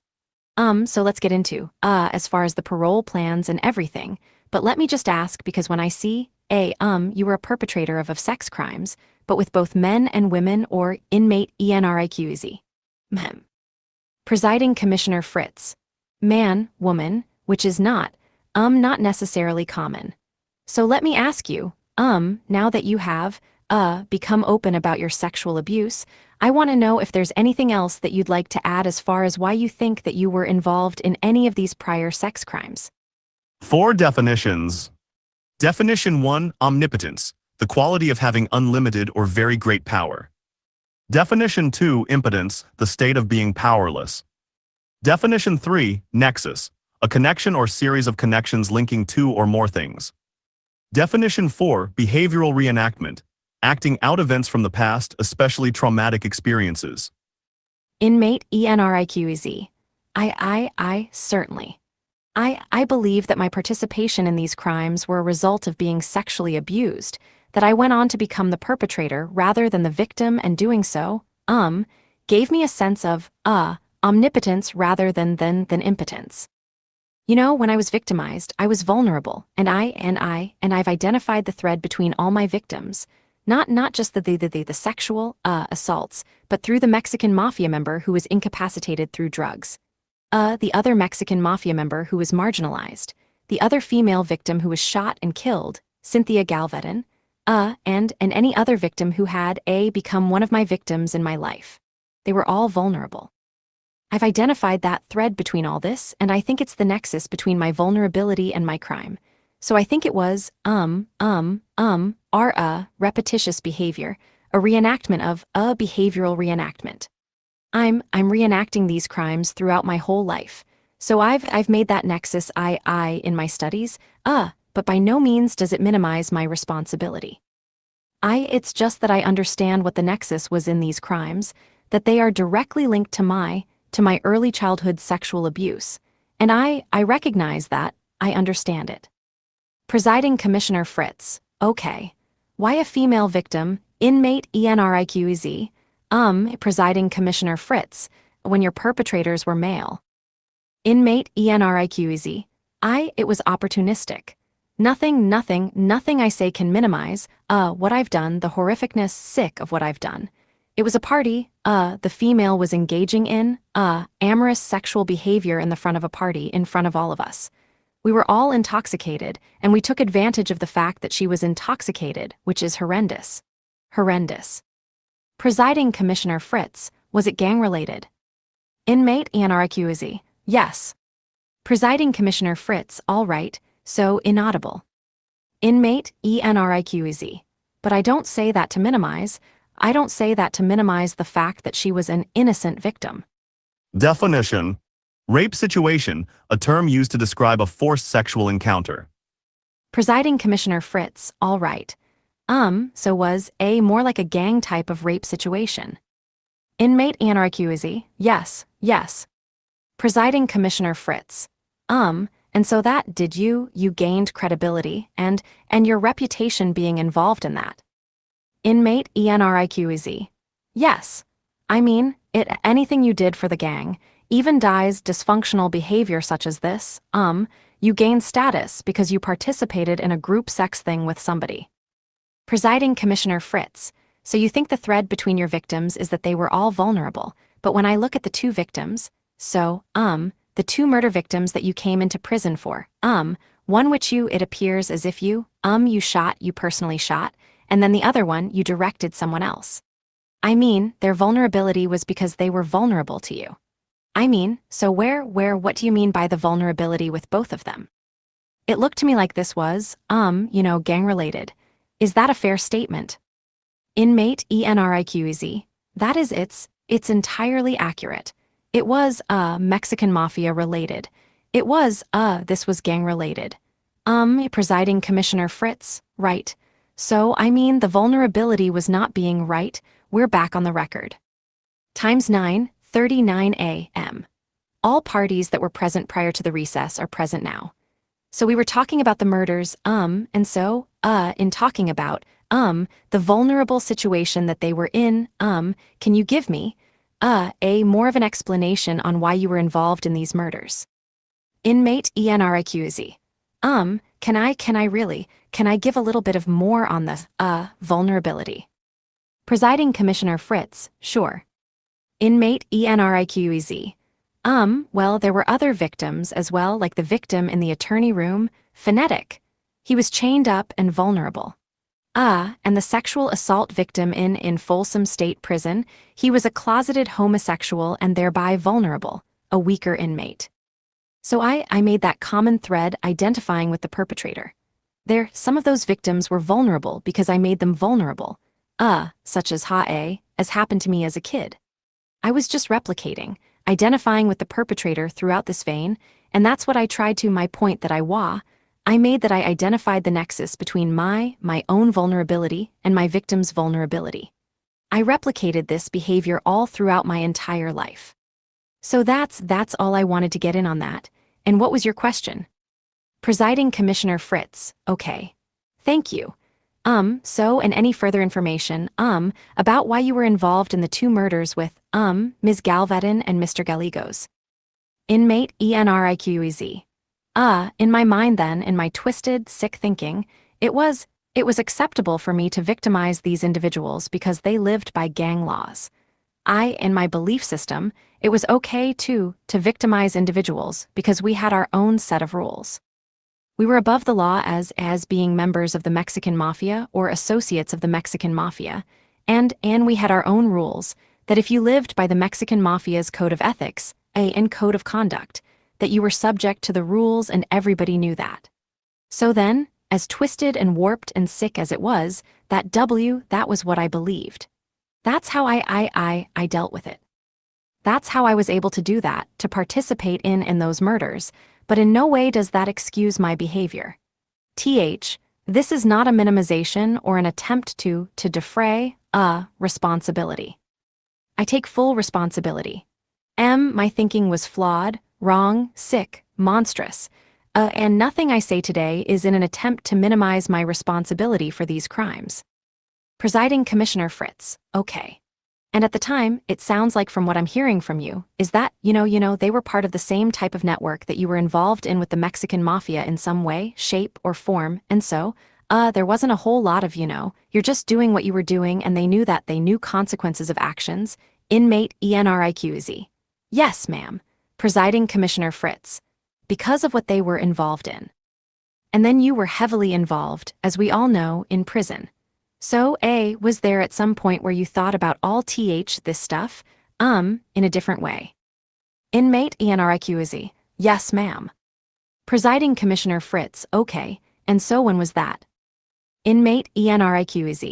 There was a time, where we're watching TV, well, I knew from early on, somehow I knew that this just wasn't for me. There was a constant backbiting, politicking, you can never, ever get your footing in the organization. It's just the best way to explain it is a group of guys who are extremely dysfunctional. They have every personality disorder that you can imagine and you're thrust among these guys to survive and nothing you ever do is going to satisfy them, cause they're always going to be dissatisfied. So there's always that feeling, and that's what I mean by I always knew that I was going to leave this organization because nobody survives it. They either lock up, which is going to protective custody, or get killed. There's no natural progression out of it unless you die naturally. So there was a time we're watching TV and I see that they killed kids, the Maxon Road murders in El Monte, and I saw this and it just took me aback. How could these men kill babies? Presiding Commissioner Fritz. Okay. And so then that was the timing where you started thinking about things differently? Is that what you're saying? Inmate Enriquez. Yes. Yeah, I started thinking about it differently. I had started feeling like this is horrible. This is not what I joined up for. They don't kill, children. This is horrible. But I went on. I kept on in the organization for a number of years until, there was another incidence of one political backfighting and infighting and gossiping too where, they started saying that if you're targeted 3 by the Mexican mafia, if the Mexican mafia finds you in 4 disfavor and you're a member, we're going to kill your 5 families and your kids. And that was 6. That was like the straw that broke the camel's back 7 for me. I knew I was leaving then. I just had to find a way to do it. How do you destroy a personal 9 persona that you've created over 20 years? It just was 10 akin to committing suicide. That's how it felt like. I-11 was like how do I get out of this? How do I do 12 it? Often I had wrote notes and then I'd tear 'em up. 13 to the IGI, I'd write notes like, hey, I want to defect. 14 finally it came when Lieutenant 15 Ernie Madrid Phonetic, the institutional gang 16 investigator, was listening to me in a visit. He was 17 recording my visits. And I told the visitor, what would 18 you do if I wasn't this anymore? And, what would you 19 do if I wasn't boxer anymore? What would you do if I 20 wasn't here anymore? And they said doesn't 21 matter? I said okay. I was already formulating my head 22 I'm leaving this and without any 23 preparation or plan, they called me out to medical and 24 at that time. The IGI was waiting for me and he talked 25 to me. He says listen to this recording and he played the recording. It was my voice. What would you do if I wasn't this anymore? What would you do if I wasn't boxer anymore? What would you do if I wasn't here anymore? And I knew right then. He says let me take you out of this, let me change your life, and I was afraid. I was shaking and I was teary-eyed. Like, what do I do, At that day, March 22nd, 11:20 a.m. 2002, I made my decision to defect. Presiding Commissioner Fritz.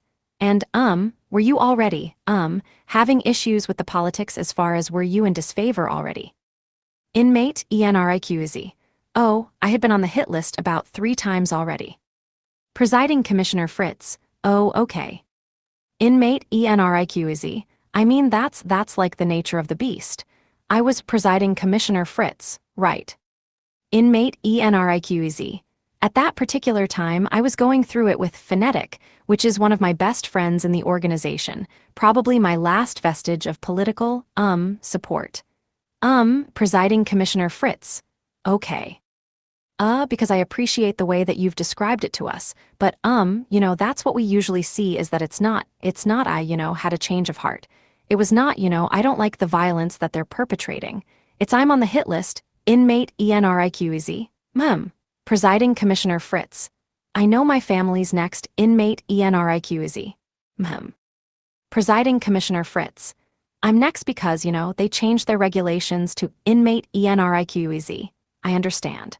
Presiding Commissioner Fritz. Involve family members, which they hadn't done previously, and what else am I going to do because, you're 6 feet under or your family is or right. And so, it's usually not, although it becomes construed that way a lot at these hearings, that it's some change of mindset, but it's really survival, and that's kind of the way that it looks like in your case, but and that's okay. I mean, a lot of times that's how it starts and then there's a change in mindset, inaudible. Inmate Enriquez, can I expend sick on that? Presiding Commissioner Fritz, yes, please do. 2 definitions. Definition 1, mob fatigued, extremely tired of the criminal lifestyle.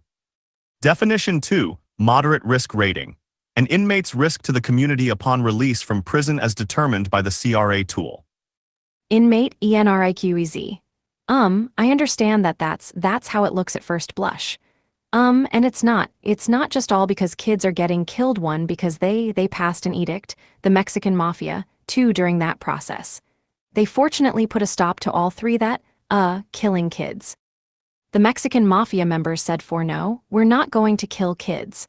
We're not going to do 5 that. So that threat wasn't there, and to this day, 6, they don't kill kids.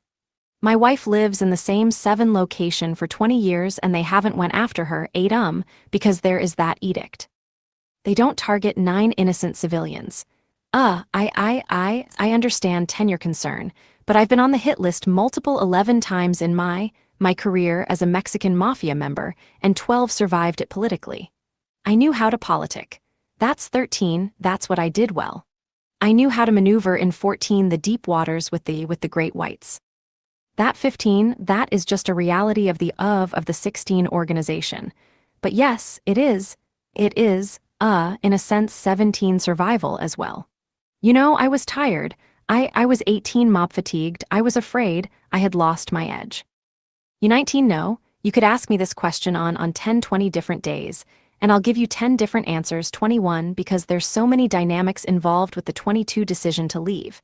And I often testify to 23 this, what was the 124 motivating factor. There are 1,000 motivating 25 factors, and that certainly has to be considered that yes, I wanted to live. I didn't want to lose this political battle, and I thought, quite possibly, this was the last battle I could endure. So I'm not attempting to be disingenuous with you, ma'am. I'm just telling you to the best of my ability the motivating factors for my defection. Presiding Commissioner Fritz. Okay. Well, I'm trying to get to what I'm trying to get to, and I'm never trying to hide the ball. I'm just trying to be upfront, is that, inmate Enriquez. Presiding Commissioner Fritz. You have a moderate risk rating, and you were a low before. Inmate Enriquez. Presiding Commissioner Fritz.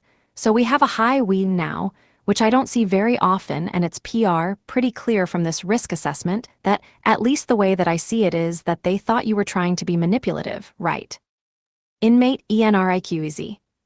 Presiding Commissioner Fritz. And that's what was that. I'm not an expert, but that was some of the reason why the risk rating was elevated. So I'm trying to, at this hearing, flesh it out, inmate Enriquez. Presiding Commissioner Fritz. As to what your motivations were they this, were they that, were they multiple things, why, where someone could come to that conclusion or not? Okay. Inmate Enriquez. I understand that. Definition. Elite member, members who have earned the group's respect and have the status to make decisions. Presiding Commissioner Fritz, all right. So, you came in here, and then again, we know you were asked to be an elite member of, the Mexican Mafia. You were involved with, the stabbing in the visiting room, as we know, which was, really brutal and horrific. And why were you involved in that? Inmate Enriquez. was a Mexican mafia member who had fallen in disfavor with the organization. Presiding Commissioner Fritz, all right. So similarities with some of your other victims. Inmate Enriquez, yes. Presiding Commissioner Fritz, and what was his vulnerability again? Inmate Enriquez, he was chained to the seat while we were not. We had taken our handcuffs off and stabbed him. Would feel the same way as far as maybe they were involved in some things that, illegal activities and stuff, but they certainly didn't deserve to get murdered. So what would you say to them? Inmate Enriquez, I would say to the Galvedon and the Gallegos family that I understand that asking for forgiveness is too much, but I pray every day that they may find peace. I understand that what I did created a huge void in their lives, and nothing that I say could ever minimize my responsibility. I understand that I've hurt them terribly, and I equate this to my wife telling me one day, what would you do if somebody killed me? What would you do if somebody killed one of the boys? What would you do if somebody harmed us? And I understood what I did to them then, what I did to the Gallegos family and the Galvedon family. I truly understood the pain that I had caused them. Not just them, but the faceless and nameless other people throughout the Mexican mafia that have been victimized. I understood truly what I had done, and I apologize. I sincerely apologize. I live in shame and guilt for what I've done. I know that I was a monster. I know that I was truly. Presiding Commissioner Fritz, given your leadership role in the Mexican mafia, have you thought about really how many murders do you think you have some responsibility for? Definition: tacit approval, approval given without being expressed. Inmate Enriquez, I believe there are a number of instances where individuals were harmed, including the conspiracies to commit murder. I believe it's hard to quantify 20 years' worth of organized crime, and I understand it's horrific when you look at it. Presiding Commissioner Fritz, well, give me an estimate. I mean, you spent, I think it's clear you spent a lot of time thinking about a lot of these different areas, so have you really thought about Inmate Enriquez? There are a number of Mexican mafia members murdered during, my career as a Mexican mafia member. Maybe 5, 10, and you participate in, through tacit approval, through voting. I didn't physically participate in their murders. I wasn't present at the murders, but I am just as guilty as anybody else because I was a member of the organization that killed them, so I don't diminish my responsibility in those acts and all the stabbings, the hundreds of stabbings that occurred throughout the state of California as a result of the Mexican mafia. I don't know the individuals' names, but I'm just one as responsible for those things that occurred. 2, the drugs that were sold on the streets that we 3 benefited from an extortion, those families that lost for their members to overdose, their children's careers 5 destroyed because of drug use. I am responsible for 6 those actions. I am responsible for the women who sold 7 their bodies for drugs. As a result of monies, I received 8 from extortion or drug territories that we controlled. 9, I've given a lot of thought to this. I realize the 10 impact of what I've done, and it's as if I threw a 11 pebble into the water, and it continues to go on and on 12 and on. I can never, ever fully encompass the breadth 13 and width of the impact of my crimes. I could never do 14 that. I could never even put a number on the 15 people that have been victimized. A16 Presiding Commissioner Fritz. Well, and some 17 people would argue that why, being in the position 18 that you were in, because the rank and file are the 19 rank and file, they might be the ones perpetrating the 20 crimes. But as we know, they're doing it because of all 21 leaders that are voting and calling all the 22 shots, that those particular inmates are actually in a 23 higher position of responsibility because of the way 24 that the system works. I mean, they're all trying to 25 get where you are, right, or where you were. Inmate Enriquez, I understand that. Presiding Commissioner Fritz, what happened with, there was an issue with, I believe with, where I think that you were involved with, in stabbing of someone from a rival gang, so it may have been, politics with the Mexican mafia, but it wasn't they were out of favor, in favor. Do you recall anything like that? I'm Inmate Enriquez. Phonetic was a Mexican mafia member on the hit list. Again, he was vulnerable. He was chained at the waist when he came into the court, inaudible. Presiding Commissioner Fritz. Was there one that was involving an OB member, phonetic? Inmate Enriquez. No. Presiding Commissioner Fritz. No, inmate Enriquez, the Aryan Brotherhood mem. Oh, he was supposed to participate with us. OB was supposed to participate with us during the hit. That's Presiding Commissioner Fritz. Okay. Inmate Enriquez. Happened at the courthouse in Los Angeles. He was stabbed a number of times. Fortunately, he survived, and that same thread, the vulnerability, he was weak. Deputy Commissioner DSAI right. And then have you ever looked at those notes in there? Inmate Enriquez. I have Deputy Commissioner DSAI. Cause W. When I looked at it, what I saw was a very callous man. Both of you guys right. You guys were really reveling in what you had done. Looking back at it, what do you think of, that person that was there? Inmate Enriquez. It was shameful. Deputy Commissioner DSAI. In particular, I mean that at certain points, you guys were bragging about rolling in the blood, the pictures of you being, soaked in blood, basically. What do you see in that? Inmate Enriquez. Callous, monstrous behavior. I'm greatly ashamed of it. There's no way to minimize or rationalize the behavior other than to state that that's who I was at the time, a Mexican mafia member. In these braggadocious, sick instances of violence, every member brags about their violence. It's part of how you establish your reputation that you participate in violence, but that doesn't minimize the fact that it's horrific, that it looks callous. It is callous. It is monstrous. I freely admit that. That's who I was as a Mexican mafia member at the time, and the Mexican mafia was completely and totally about violence. It's horrible, and I'm ashamed of that. I didn't even think of that until you mentioned it right now, that this conversation took place, and I remember it. I remember it well. I remember the whole instance where Mr. was stabbed, and I'm thankful that he survived that incident. Deputy Commissioner DESAI, did you get a rush from all of this?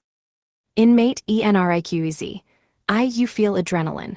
You feel, nervous, so I felt that nervousness, that adrenaline, but not, like a drug rush or anything like that. Definition. Reveled, enjoy oneself in a lively and unrestrained way. Deputy Commissioner DESAI, okay. And again, these are someone else's notes that are capturing your statements being made, but you made a statement towards the end of this, sort of narrative. It says, yeah, I feel like a champ. It's almost like that braggadocious, sick, behavior, but it's almost like you reveled in this whole, process. Inmate Enriquez. I understand, but that and I don't mean to minimize this cause, it's horrific. It sounds horrific. It is horrific. Everything I did as a Mexican mafia member was over the top, and this type of behavior is normal among members. They kill somebody and they joke about it or they brag about it. Or it says not that they dehumanize the person, during the process or after when they're telling their war stories about it. And this was just the nature of the organization at the time. It still is that way.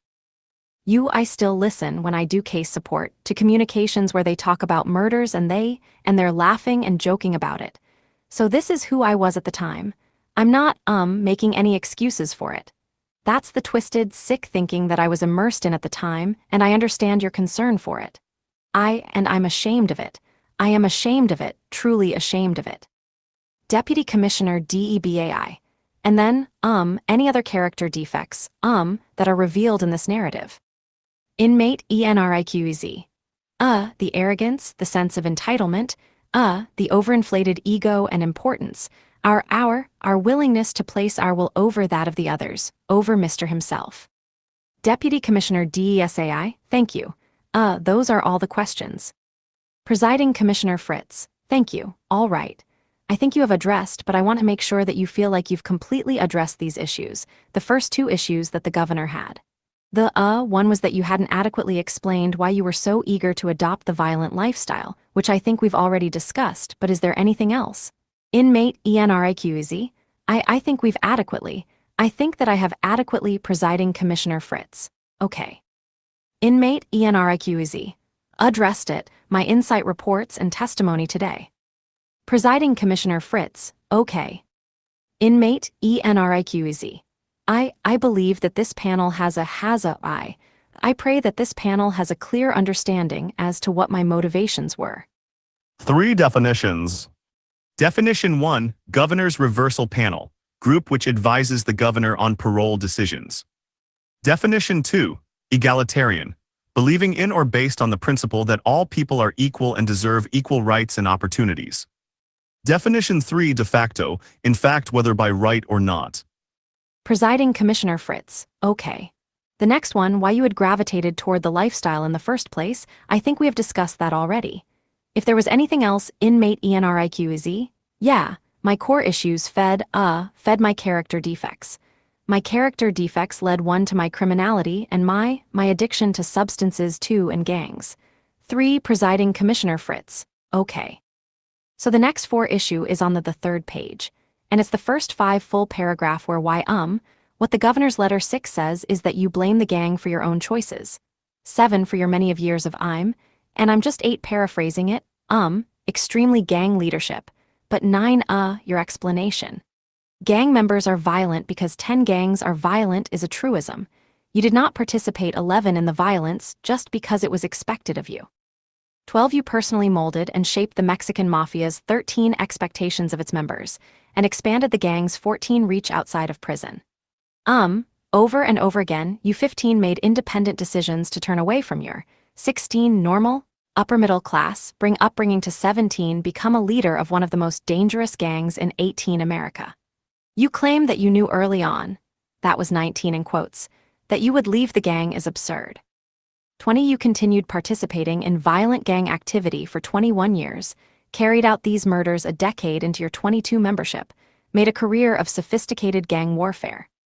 23 your claims about having low self-esteem, a 24 sense of entitlement, and a desire for control are not 25 enough to explain why you sought to champion such one violence and to do so in a leadership capacity. Now, I too think we have touched on some of this already today, 3, but I want to make sure that you have the opportunity, 4 if there's anything else that you want to add to the 5 record, to address the governor's concerns. 6 inmate Enriquez. I believe that I was 7 driven by the core issues, those core 8 core issues and character defects that 9 fed and fueled my criminality and my addictions. 10 see, I agree with this assessment that I failed to 11 adequately articulate as to why, and that 12, and that I did not explain adequately why I came to 13 participate in this. And this is the reason that I went 14 deeply with the introspection, and decided to come out 15 with the revelation of the early childhood sexual abuse. 16 that the core issues, that I suffered extreme physical 17 punishment from my parents. I mean, how does one talk 18 negatively about his mother and father? How do you come 19 fourth and say my brother molested me in a public forum? 20 I did so, not just for the benefit of the governor 21, but for my own healing.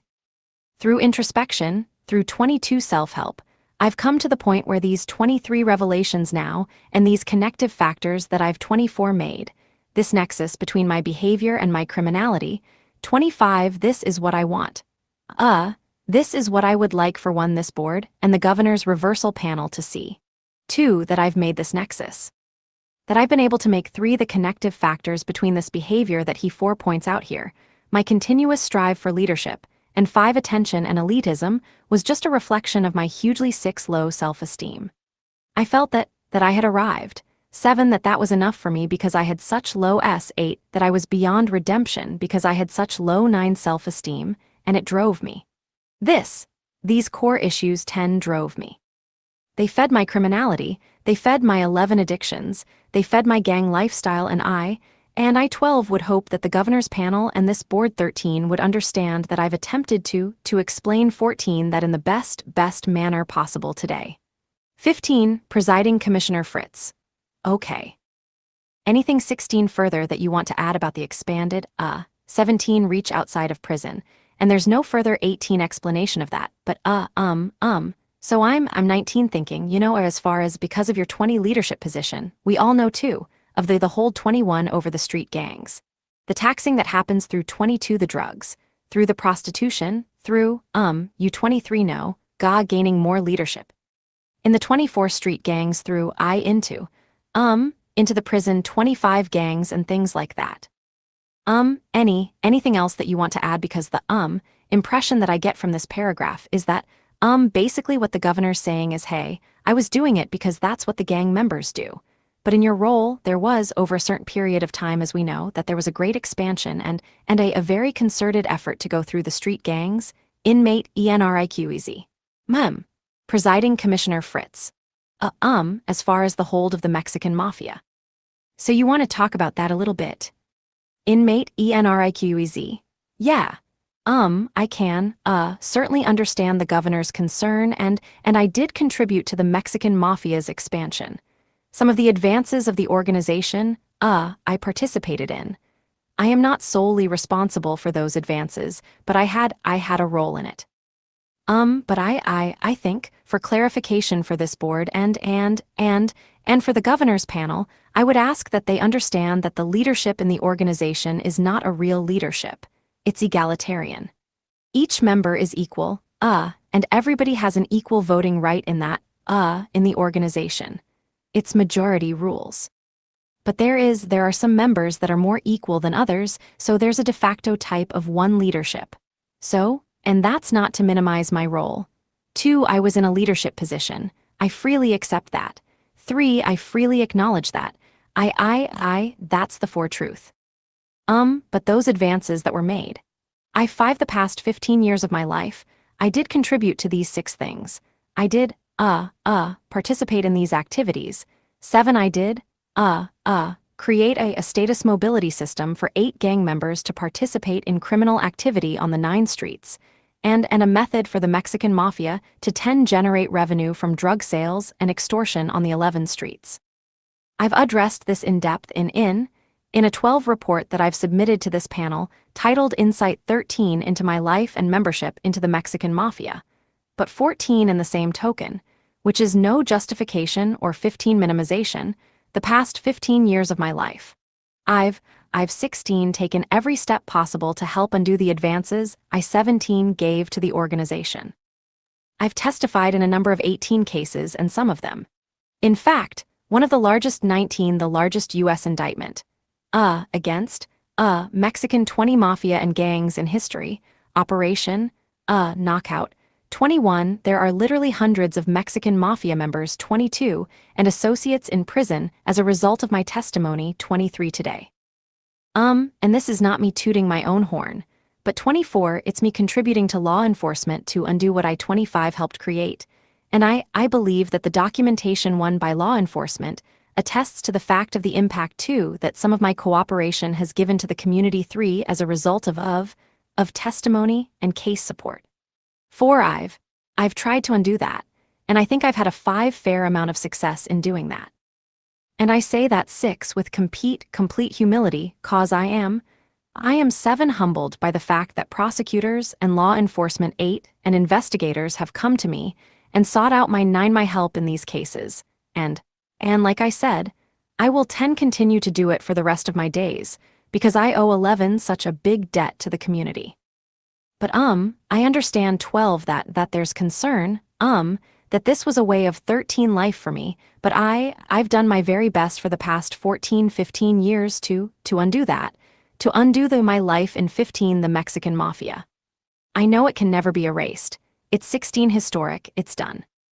I can never undo the pain that I 17 caused to those people, but I can quite possibly stop 18 one kid from getting in, I can stop one family from 19 having to have pain, or I can give closure to family 20 members who have been victims of the Mexican mafia, and 21 that's what I do today. In one instance, 22 was shot in a drive-by shooting, and 23 went to go testify in a 24 death penalty case. When the case was adjudicated, and 25 they found those individuals guilty, the victims 1 came to testify, came to meet me in the back jury 2 room, and they thanked me for giving them closure, and 3 helping them find justice for their daughter's killer. 4, and that was one of the most rewarding experiences that 5 I've ever had to meet the family of crime victims, of a 6 victim of a murder that was done by gangs, and that I 7 was on the other side of this now. That I was helping 8 people rather than harming them. It was 9 hugely rewarding. I don't even have the 10 words to articulate how rewarding it was. It's 11 that's what motivates me today, helping others, and 12 giving back to the community. So I would hope that the 13 governor would understand that everything I've done is 14 not out of self-promotion. I didn't find a G15 golden ticket to get out of jail by testifying. I didn't 16 find, the way out. I found a way to give 17 back, and that's what I do today. 18 Presiding Commissioner Fritz, and, do you 19 have anything further as far as, an explanation for 20 your leadership capacity? Because, 21, the thing is there's plenty of members that will never 22 be in leadership for whatever, for a variety 23 of reasons. But some of it is they're not capable, or 24, they don't have the will. It appears that you had both, 25 the capability of being in a leadership role, one, and there's a lot of reasons for that, and the will two to do it. And I think that's something that the Governor 3 wants to address, because I think the issue is for, hey, you came from a good family, although you 5 hadn't come forward with some of the information that 6 you gave us today, and participated in this, and not 7 only did you participate it. But you participated in a 8 high, as a high-ranking leader, and so that doesn't 9 really comport with a low self-esteem, self-in-sense 10 of entitlement, and desire for control, or 11 according to the governor. So is there anything else 12 that you want to, add to that you think 13 might be helpful to maybe articulate it? 14 Inmate Enriquez. I would like the 15 governor to know that I understand his concern.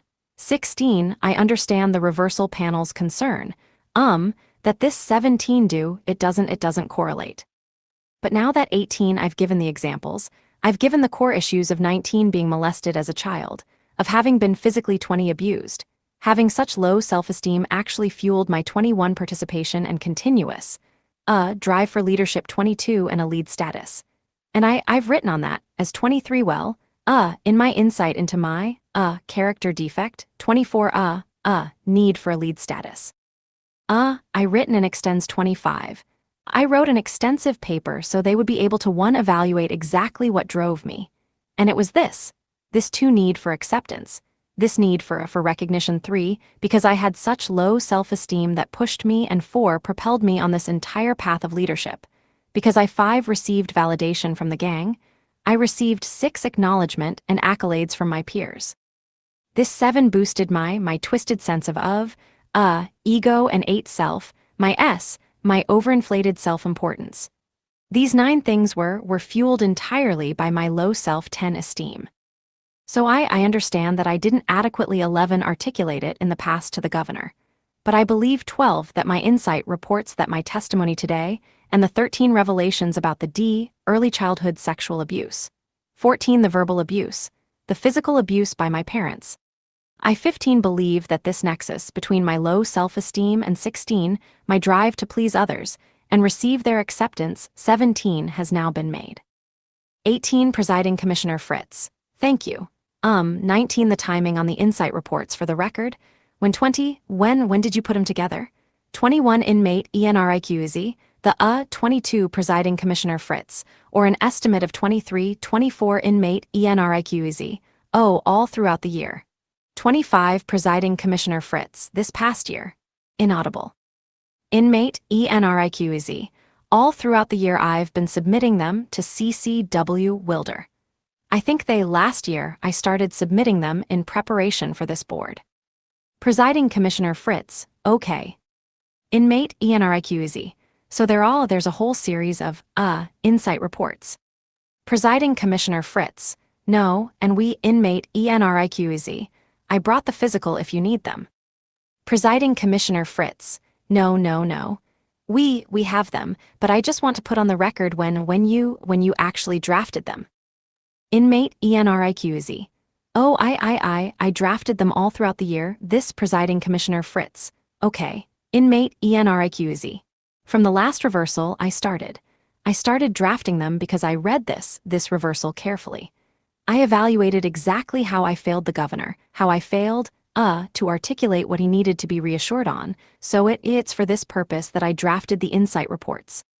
Because my speaking voice is completely different from my writing voice, and I wanted to have both ends of the spectrum covered for the evaluators to see that this was not three just, pulling it out of thin air, For this is well thought out, this is five contemplated, this is well studied, well researched, and six, and I wanted the governor to understand truly seven the causative factors and the key issues in my life that drove me on this path.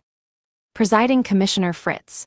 An argument could be made that because this Revelation 11 just came to light, that how do we know that you have 12 complete?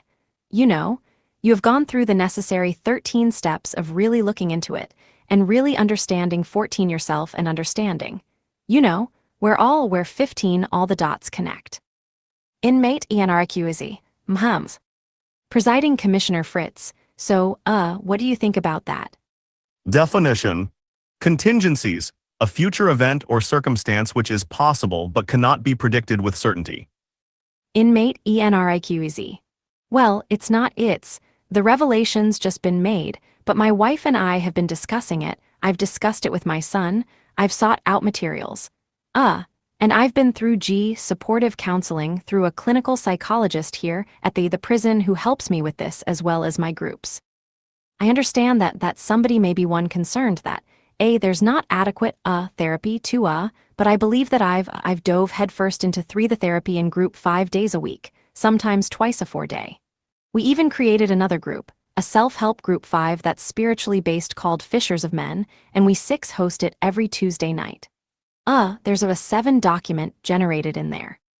Well, we meet and we 8 discuss workshops every 4 weeks, so, 9 they're 4 weeks long. It's every Tuesday, but we go 10 4 weeks long, but I've immersed myself in 11 recovery, and I understand that there's concern that, you 12 know, this is a relatively recent revelation, but 13 it's something that my wife and I have worked 14 on, my family has worked on, and that's attested to in 15 their letters. But in the event that I need 16 future, and I will continue to seek out 17 therapy. I have included a number 18 of therapeutic, resources in my 19 parole plans, including online therapy in order to maintain my security and anonymity. Cognitive 21 behavioral therapy for long-term offenders. 22 cognitive behavioral therapy and online webinars. 23 for sexual abuse. Childhood sexual trauma. So 24 I've sought this out and made plans and made 25 contingencies for the necessity of further therapy. I believe that therapy is going to be a lifelong thing for me. I feel that this is part of my life now. These are part of my coping mechanisms, my coping skills, and I gained the skills necessary for positive reintegration into the community through these groups, so I don't want to abandon them once I parole. I want to continue it. In fact, I want Presiding Commissioner Fritz. How long have you seen the clinical psychologist? I mean, we so under HIPAA, we don't get all of your information about your medical, so how long after the revelation, inmate Enriquez? Presiding Commissioner Fritz. Did you seek the, resource of a clinical psychologist? Inmate Enriquez. I was barely returned to, state custody, last year. Presiding Commissioner Fritz. Okay. Inmate Enriquez. So right after I got here, I had started seeing unidentified voice, lost the picture. Presiding Commissioner Fritz. Oh, you lost the picture again? Okay. Deputy Commissioner DESAI. Ms. Turner, are you still there? We have that, but like I said, we don't get all of them, so we actually really like it when you provide those. Inmate Enriquez. Attorney SHPPARD. Yeah, Presiding Commissioner Fritz. Because we just get summaries or just brief statements of, how many times or meetings and things like that. Attorney SHPPARD. Presiding Commissioner Fritz, so it is very helpful. And if we have any questions about it, we'll ask you about that. Okay. So, moving to the next topic, that the next issue is the, your housing plans, which was the last paragraph of the governor's letter. This is what it says in the last paragraph. Concerned about the dearth of adequate housing plans, and it goes into the 290 status, that your address will be posted on the internet, that you will remain an active target for the Mexican mafia, and there are many that will go to great lengths to attack you because of your status as a gang dropout and a high-profile status. This would pose significant danger to any who live nearby. While the various plans, have attempted to address these concerns, no plan has materialized to date. There's no evidence that you'll actually be accepted into the federal or state witness protection program, or there'll be a transfer to another state that does not require a public posting of your address or other steps that have been taken to conceal your location. That would effectively mitigate this danger. So any comments related to that you'd like to address? Inmate Enriquez. Yes. First, I would like to state, that I understand the governor's concern. I've addressed these issues in depth in a multitude of parole plans that I've submitted to this board, but I want to go through them step by step, if that's okay. Presiding Commissioner Fritz, that's fine. 6 definitions. Definition 1, glib, fluent and voluble but insincere and shallow. Definition 2, superficial, appearing to be true or real only until examined more closely. Definition 3, abide, accept or act in accordance with a rule, decision, or recommendation. Definition 4, materializes, become actual fact, happen. Definition 5, encompasses, include comprehensively. Definition 6, fruition, the point at which a plan or project is realized. Inmate Enriquez. But first I'd like to address the issue of the Mexican mafia. I am not minimized, and I'm not naive to the threat that the Mexican mafia poses to me. If they have the chance to harm me, they will. I understand that, but I like to state this, and I'm not being facetious, I'm not being glib, I'm not being, superficial, but the mafia does not go to H&M, the mafia doesn't go to Starbucks, the mafia is not at Macy's, the mafia is not in good communities or even law-abiding communities. The Mexican mafia functions in jails, gang territories, prisons, and drug houses. That's where it functions. There are a multitude of Mexican mafia members currently on the streets, many who have testified against the Mexican mafia. Ernie Castro, phonetic. Steve Castle, phonetic, was just, paroled, a high-profile Mexican mafia associate. Eddie Gonzalez, phonetic. Ramon Mendoza, phonetic, whose letters included I in my packet. There are a number, at least 24 individuals. In fact, there are individuals from the Italian mafia in California now. Henry Hill, Michael Franchetti, phonetic, who are national, international figures that live under their true names in California. I'm not unrealistic about the threats posed here by the Mexican mafia. If I place myself within the sphere of its influence, I will certainly be assaulted, and I understand the governor's concern. But I've submitted detailed plans about identity reassignment. The first is CalRAP, California Witness and Relocation Program. I've submitted multiple letters, from law enforcement and district attorneys that agree to sponsor me if I am affirmed or granted parole by the governor. Now, nothing can be done until that time. I can't be enrolled in the program before I'm paroled. I can't. They won't even start the process until it's affirmed, so that therein lies one problem. That I can't prove that to the governor until it's time. And I have voiced in those parole plans my willingness to stay voluntarily incarcerated until this plan materializes to the satisfaction of DAPO and the office of the governor. I am truly willing to do that even at my expense at a private location or another correctional facility chosen by the governor and his staff. So CalRAP encompasses the identity, reassignment, the Social Security reassignment. Now, what we requested simply was an identity reassignment. That's the only thing we requested of CalRAP, because relocation is going to be funded by the FBI. Special Agent Phonetic of the FBI has already agreed and committed funds for, 6 months to 90 days. Plus my wife has independent resources to fund, my relocation if necessary. And you'll see that there's an email included in there with the director of, and the Attorney General's office has agreed to accept me if that's their only responsibility. The only thing they requested was, the request on letterhead. As my parole was reversed, the process one stopped, but that is still an option. 2 then stepped up and wrote a letter saying they'd sponsor 3 me in the event that the sponsorship didn't materialize. So that's the first plan, CalRap.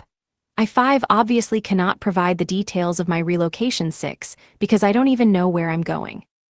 That would 7 be a decision up to DAPO, the governor's office, a 8 and CalRap, which I'm completely fine with, and 9 I agreed to any restrictions that the governor may 10 impose on me. The GPS tracking devices, spyware 11 on my computer, blackout periods, restricted 12 communications, house arrest, curfews. I've agreed to 13 all these things, and I've made a number of plans in 14 those parole plans to interact, via, the 15 internet so as to minimize my exposure to the general 16 public, which is therapy, shopping, everything that I 17 essentially need can be done through the internet. Even 18 my work can be done through the internet. So that's the 19 CalRap plan. The second was Interstate Compact. 20 The Interstate Compact is a transfer out of state to any 21 state, that requires, a registration, but 22 there are a number of states that don't require the 23 posting of a picture. I understand that that's a 24 concern to the governor. My information's going to be 25 on there, but my name will be changed. It'll only be one known to a small group of law enforcement, officials to cause I'll be part of the CalRap program and part of the 3 Hertzberg-Leslie, Witness for Protection Act in the California Penal Code, Title 7-5 states that all information about its participants 6 is confidential.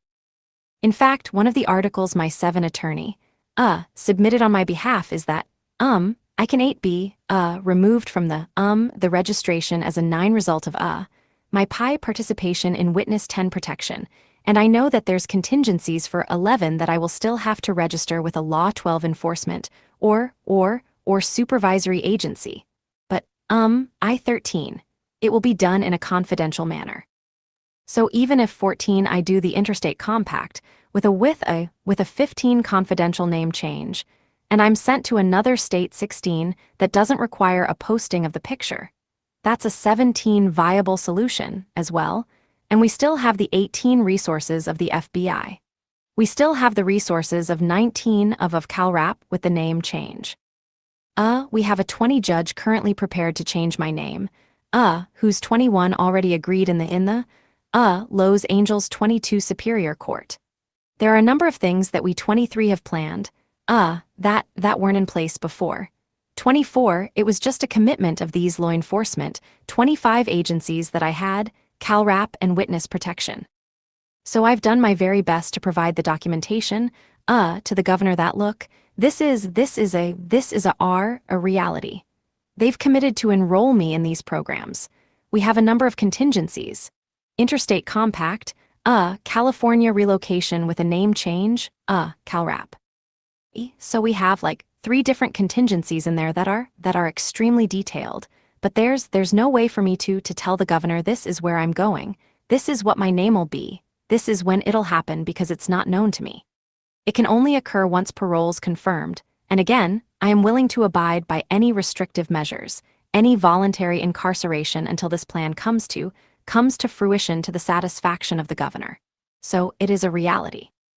I've provided the governor's office with the documentation that was available to me, and more documentation is forthcoming, but it hasn't arrived yet, in terms of, my sponsorship into the CalRap program, Presiding Commissioner Fritz. Okay. And I think the concern, is that why, there is a possibility through federal protection and things like that why you won't have to register, inmate Enriquez. That's quite Presiding Commissioner Fritz. As 290. Right. I mean, I believe that to be the reality in some cases, and so the concern as well. Then how are other people going to be notified of that? And I think it would be they wouldn't. Definition. Constraints, a limitation or restriction. Inmate Enriquez.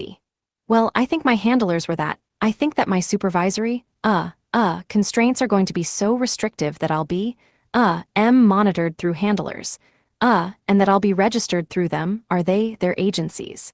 I see. I can't really provide an answer to that question cause I don't know what DAPO's plans are. Presiding Commissioner Fritz, right.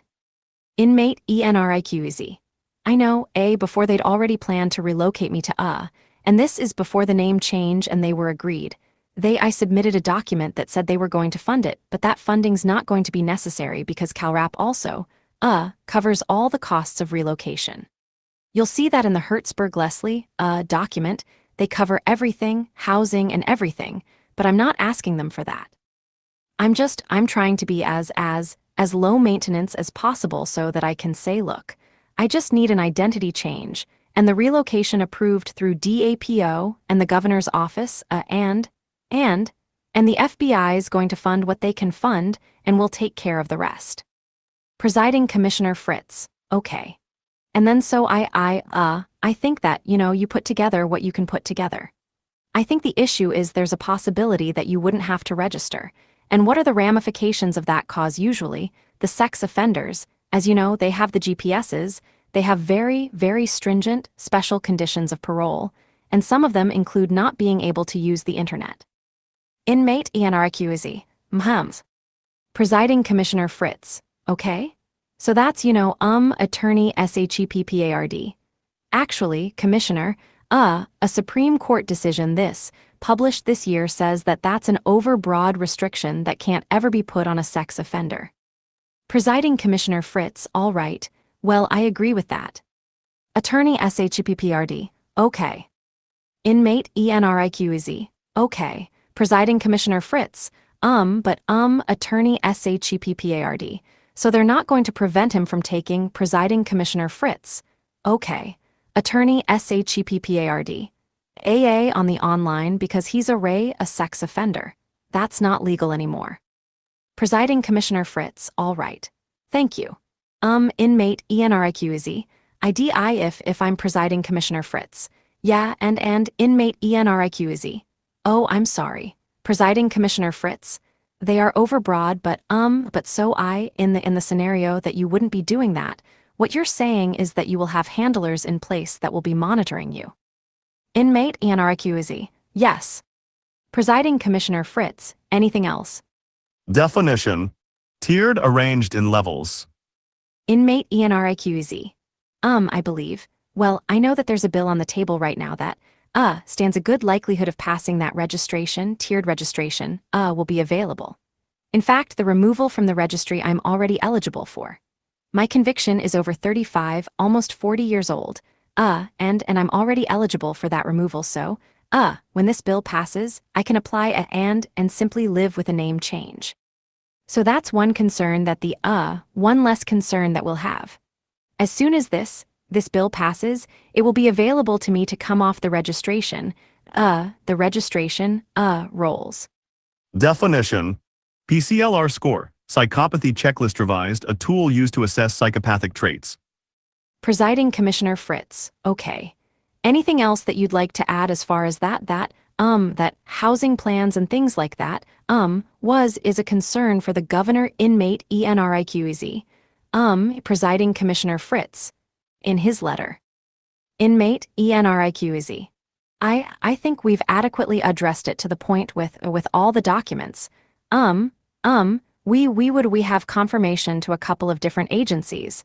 We have confirmation to the CDC that interstate compact is possible, that even name change is possible here in the CDC. I actually submitted an application to have my name changed to the warden here, and they refused it because they contacted an agency that's already in the process of changing my name. So these things are already in motion, and I can do no more. I can only do what's within the realm of my ability, and disorder, stimulant use disorder, PCP use disorder, and opiate use disorder in a controlled environment, page 14. Major mental disorder personality disorder, and Antisocial personality disorder with narcissistic features on the bottom of page 16. Underassessment for risk of violence. Under the historic, it goes into the historic factors. The PCLR score was above the mean of North American male inmates, but below the cutoff for psychopathic personality. That's in the middle of page 21.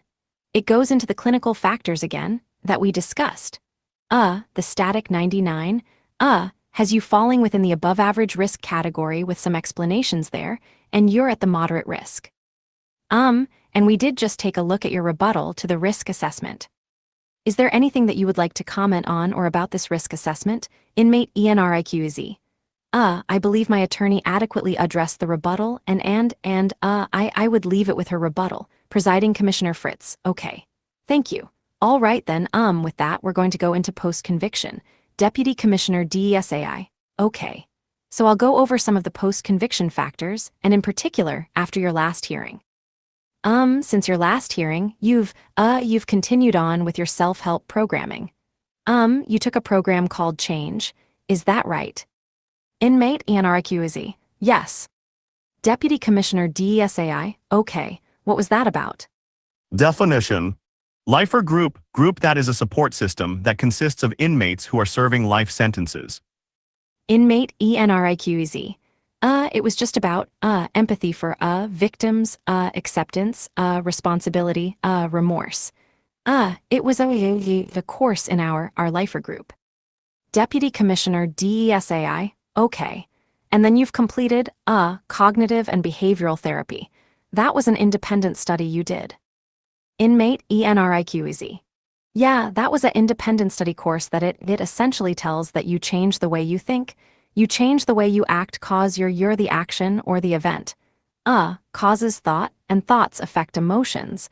Emotions affect your behavior, and if you change the way you think, you change the way you act, which is pretty groundbreaking stuff.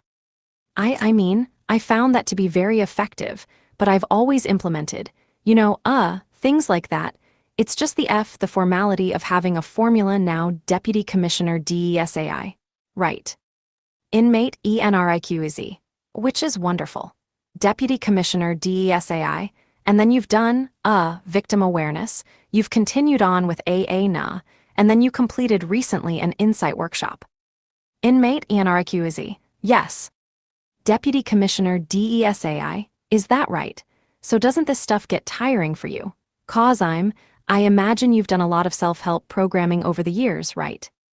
Inmate Enriquez, Deputy Commissioner DESAI. And some of this, there's only so many different ways you can describe the ripple effect over time, right? I mean, doesn't it become repetitive and, just monotonous? I mean, inmate Enriquez. Sometimes, there are days when I go in there and I just feel like taking a nap. Deputy Commissioner DESAI, okay. Inmate Enriquez. I'm just going to be honest, but there are other days where it's so exciting that somebody gets up there and just cracks their chest open and says this is the monster that I am. Deputy Commissioner DESAI, right. Inmate Enriquez, and it's so rewarding. And there's moments we have these incidences of complete clarity, so sometimes it's boring, but other times it's greatly rewarding and I can't see not ever going to a support group. There's got to be some kind of therapy in my life cause it's taken me this far. It's brought me this far and I feel, I know, whereas before, my life was based on these twisted belief systems. Now I'm based on spiritual principles. I have the tools and skills to navigate through, the minefield that is prison. So it's taken me this far, so it's, although boring sometimes, in particular if we have a bad speaker that just reads out of a book, but other times it's extremely rewarding. Deputy Commissioner DESAI, okay. And in fact, when I looked at the file in preparation, you've earned, or correctional officers have continued to give you laudatory chronos. The ones that I saw were from A. Castaneda, phonetic, inmate Enriquez. Deputy Commissioner DESAI. From A.D. de Leon, phonetic. Another one from Correctional Officer J. Lewell, phonetic. And another one from N. Wilder, phonetic, and they all commend you on Huyard. Deputy Commissioner DESAI, okay. And then there's another laudatory chrono from a J. McAllister, phonetic. Inmate Enriquez. That's another one of my supervisors. He's a program, sergeant. Deputy Commissioner DESAI. And there's a laudatory chrono from F. Aguilar, phonetic, for your participation in, CGA it looks like for a 4-week workshop. Inmate Enriquez. Criminal Gangs Anonymous. Yes. Deputy Commissioner DESAI, yeah. So we Inmate Enriquez. I be Deputy Commissioner DESAI, Inmate Enriquez. I believe there's also a memorandum in there from F. Aguilar. A laudatory memorandum. Deputy Commissioner DESAI, Francisco J. Aguilar. Inmate Enriquez, yes. Deputy Commissioner DESAI, yeah. Dated, July 17th. Inmate Enriquez, yes. Deputy Commissioner DESAI, that's the most recent one. Again, commending you on your work ethic and, your participation in self-help programming. And you've done some mentorship as well. Inmate Enriquez, yes. Deputy Commissioner DESAI, okay. Inmate Enriquez, I work with the, Youth Offender Program. Deputy Commissioner DESAI, Inmate Enriquez. And other inmates in our congregation at church, utilize my experiences, to try to guide them, trying to prepare them for board, try to get them to steer on the right path of sobriety, and I try to get them to embrace their spiritual principles as well, our Christian spiritual principles. So it's rewarding work. I mean, we're not always successful, but once in a while we catch one. That's why they call us fishers of men. Deputy Commissioner DESAI, okay. Inmate Enriquez, that's the name of our congregation. Deputy Commissioner DESAI, oh wow, okay. And your disciplinary record, you haven't picked up any 115 since your last hearing. No direct violence, obviously, until, since 1997. 128 chronos, the last one was for altering razors way back in 2001. I did have a question, and I think, they've asked you this before about the 2004 introduction of a controlled substance. Inmate Enriquez, oh yeah, I was guilty. Deputy Commissioner DESAI, you were guilty oft-hat. Inmate Enriquez, I was guilty. I was using dope, I fell back into the same criminality, I hadn't dealt with my core issues, I hadn't done the work that I have done today. Yeah, I was absolutely guilty of that. I make no bones about it. Deputy Commissioner DESAI, right. And then part of your motivation was you said that law enforcement had lost some sort of interest in you, or you fell back into depression. What was going on then? Definition. Epiphany, a moment of sudden and great revelation or realization. Inmate Enriquez, yeah, I felt that, it's still in the warped thinking that I had achieved some special status or something, and I, Deputy Commissioner DESAI, okay. Inmate Enriquez, I felt valued again. I had felt valued, and then that had stopped all of a sudden. I was dropped off at Lancaster State Prison, and I fell back into that I need to gain recognition again. I need gain my status, I need to, be somebody important. This is one all linked back to my core issues. I didn't know at the time. I didn't have the tools. I didn't have the 3 emotional intelligence to deal with it, and that was, what I resorted to. I was going to be somebody 5 in my twisted thinking. Even though I had left the gang 6, this came as what's part of my epiphany 7 was that I left the gang, I defected, I started 8 cooperating with law enforcement.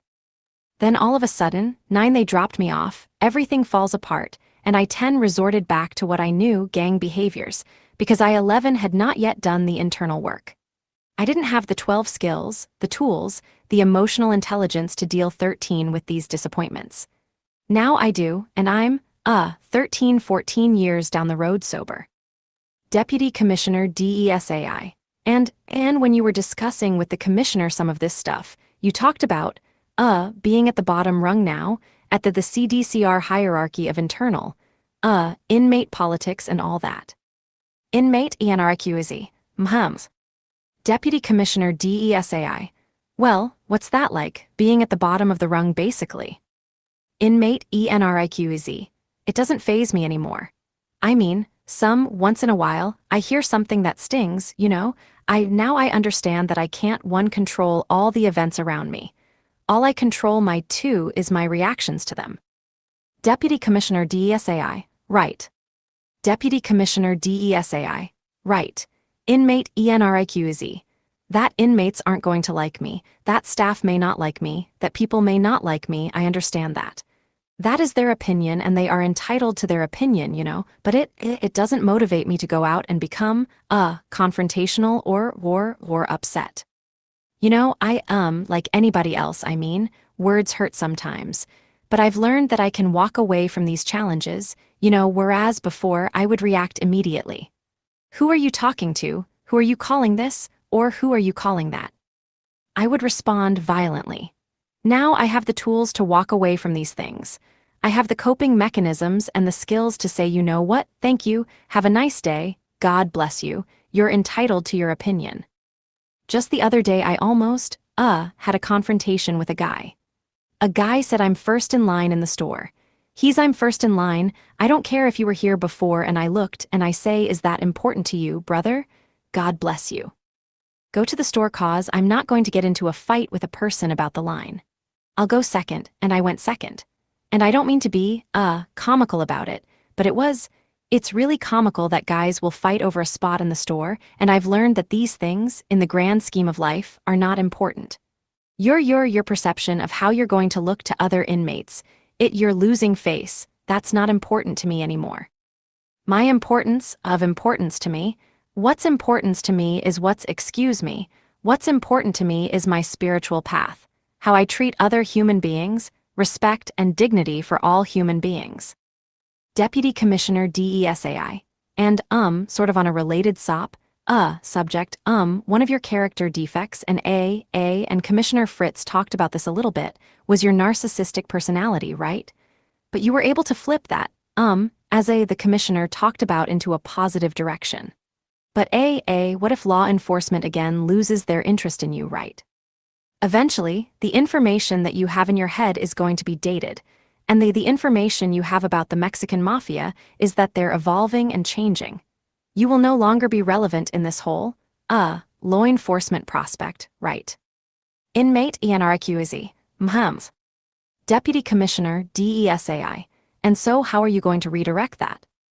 Presiding Commissioner Fritz, is that, just a yes or no for the record, please? Inmate Enriquez, oh, I'm sorry, I'm so sorry. I slipped into exactly what you told me not to do. Presiding Commissioner Fritz, yeah.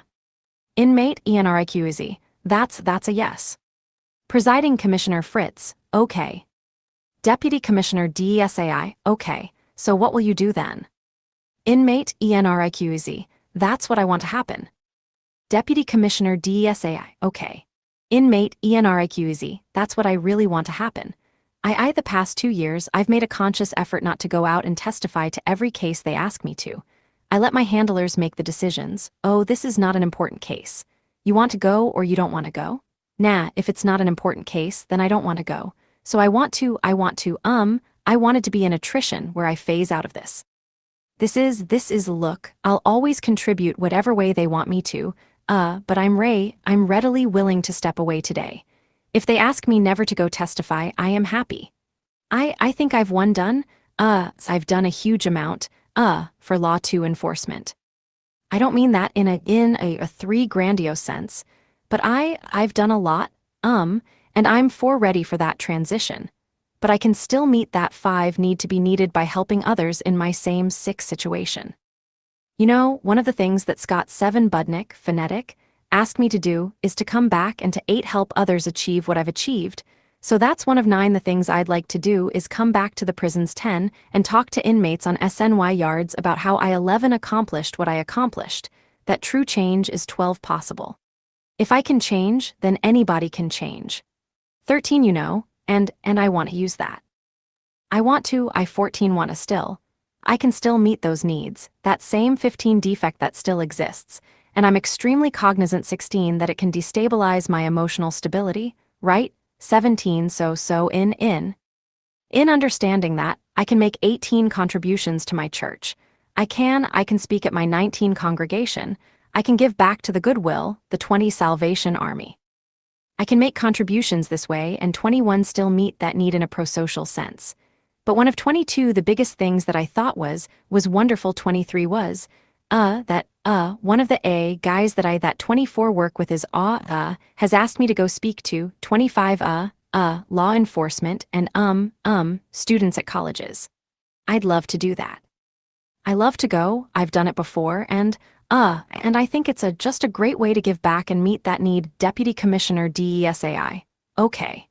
Inmate ENRIQEZ. That same need that exists in a negative sense, in a negative, antisocial sense, I can do it now in a pro-social sense. Deputy Commissioner DESAI. Okay. And then, so when you joined up with the Mexican Mafia, now, I'm a layman in this sense.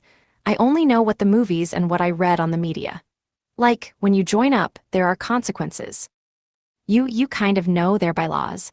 Their family comes first before your own, so I'm sure you knew those consequences. Did you weigh those consequences when you joined up with them? Inmate ENRIQEZ. No. I didn't even think about the ramifications of what it was going to be later, and I didn't think about the consequences of being killed, and it was just like, wow, I'm placed on this pedestal now.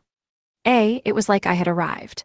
I think I had articulated it before like I was an Olympian and I had just won a gold medal. Deputy Commissioner DESAI. Okay. Inmate ENRIQEZ. And that's how I felt. I didn't sit back and weigh, I was too young. I was 2 years old, and I didn't know what I was doing.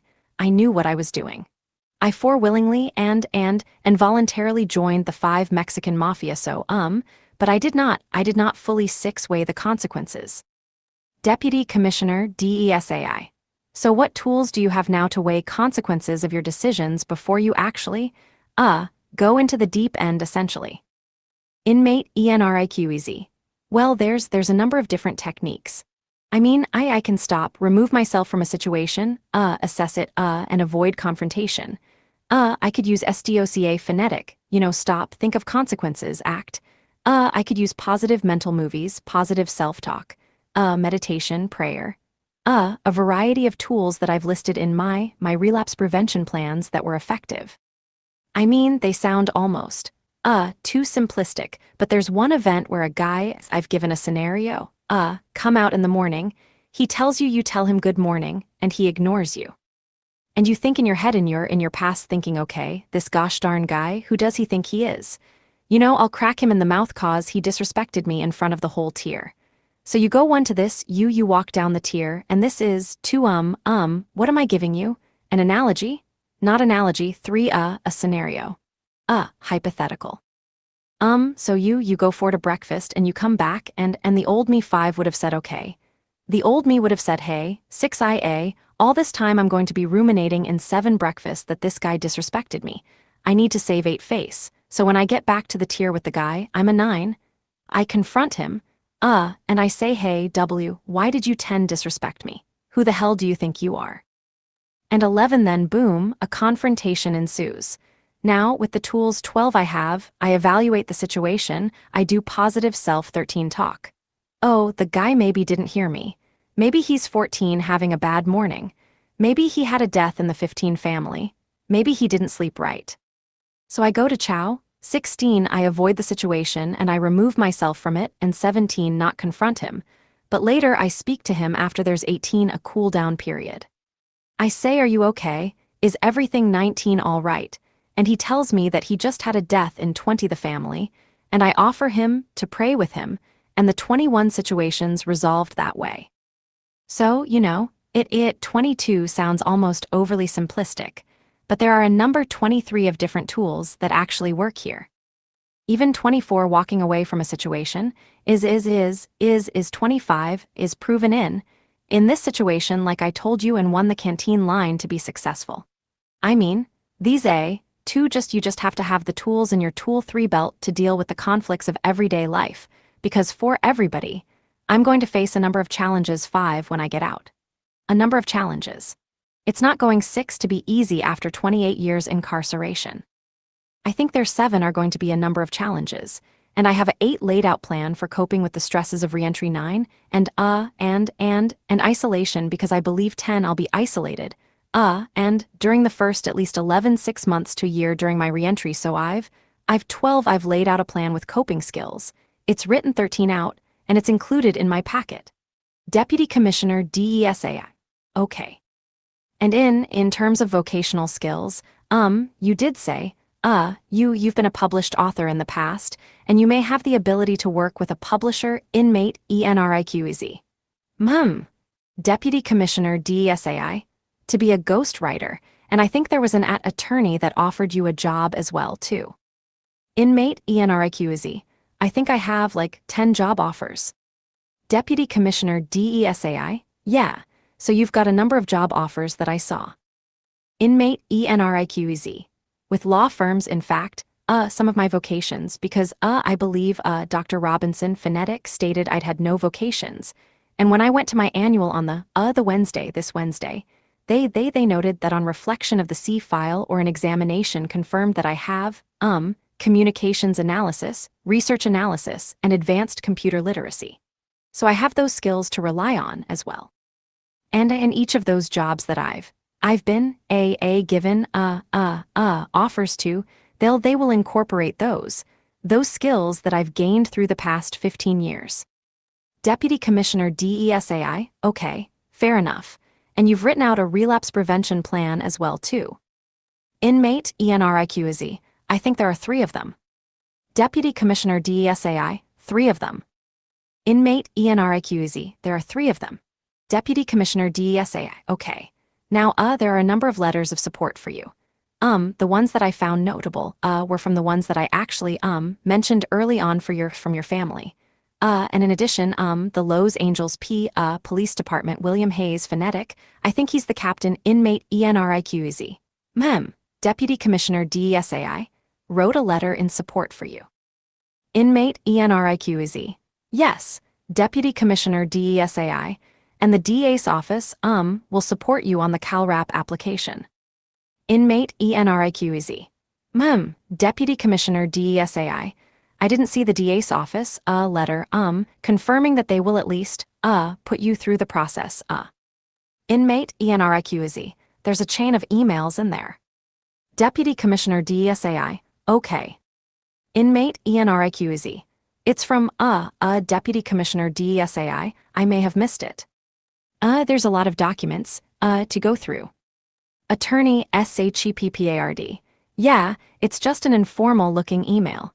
I guess they don't do formal letters for CalRAP because of the secrecy, even though does. Inmate Enriquez, even getting that letter was like they will not doc. Just like, oh no, we don't document. This is a confidential program. We're not going to document it. Just getting the letter was like I'm shocked that I got it. Attorney SHEPPARD, same Deputy Commissioner DESAI, but Attorney SHEPPARD, problem with the FBI. Inmate Enriquez, yeah, same problem with the FBI. I mean that just getting a letter saying we're going to give you funds, they just won't do it. I was a CHS for the FBI for approximately 7 years, and that file doesn't exist because it's confidential. Deputy Commissioner DESAI, can you give me a date on the county email? I'll dig through everything. Inmate Enriquez, I have a copy right here. Deputy Commissioner DESAI, oh, okay. Inmate Enriquez, I'll show it to you right now. Deputy Commissioner DESAI, parole plans number 3, amended parole plans. I knew there was a reason I brought this today. Here's the email chain right here. Here's the one with the warden offer, says they're changing my name, but the email chain is right here. This is the warden offering, says that, and this part of this witness protection thing that, they're going to change my name, that's why the warden refused. Inmate Enriquez, is that your only copy or you've got multiple copies? Deputy Commissioner DESAI, I'll give you that whole copy of everything in that folder right there. It's every document that and it's broader than what was submitted, but I would like to enter this for the record as well. Unidentified voice, inaudible, next page. Attorney SHPPARD, you don't need to, I have it in here. Inmate ENRIQZ, you have it. Attorney SHPPARD, yeah. Inmate ENRIQZ, okay. Deputy Commissioner DESAI, okay, thank you. Inmate ENRIQZ. I believe the first sentence, is, the directors agreed to accept this case, if the only responsibility is a name change. Deputy Commissioner DESAI, okay, thank you. Commissioner, those are all the questions I have. Presiding Commissioner Fritz, okay. A couple follow-up. I did note that you have added, so there are a couple relapse preventative or prevention plans. You have an addendum to one, there's a criminal gangs one, you added a coping stressing strategy one and the elite status. So those are some of the newer ones that I saw come in, and so why don't you, IT looks to me like they were written in the last year. Is that correct? Inmate ENRIQZ, Presiding Commissioner Fritz. And what was the purpose of either updating, adding, or submitting these new documents? Inmate ENRIQZ.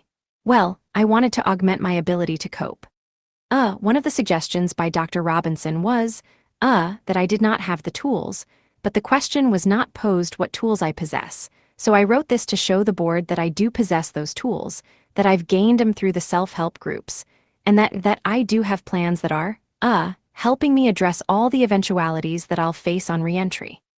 So, that's the reason that I created the plans and I submitted them. I wanted them to be the board to have a complete, tangible copy of, rather than just me missing something in my testimony. I wanted you to see what I have planned out there. Presiding Commissioner Fritz.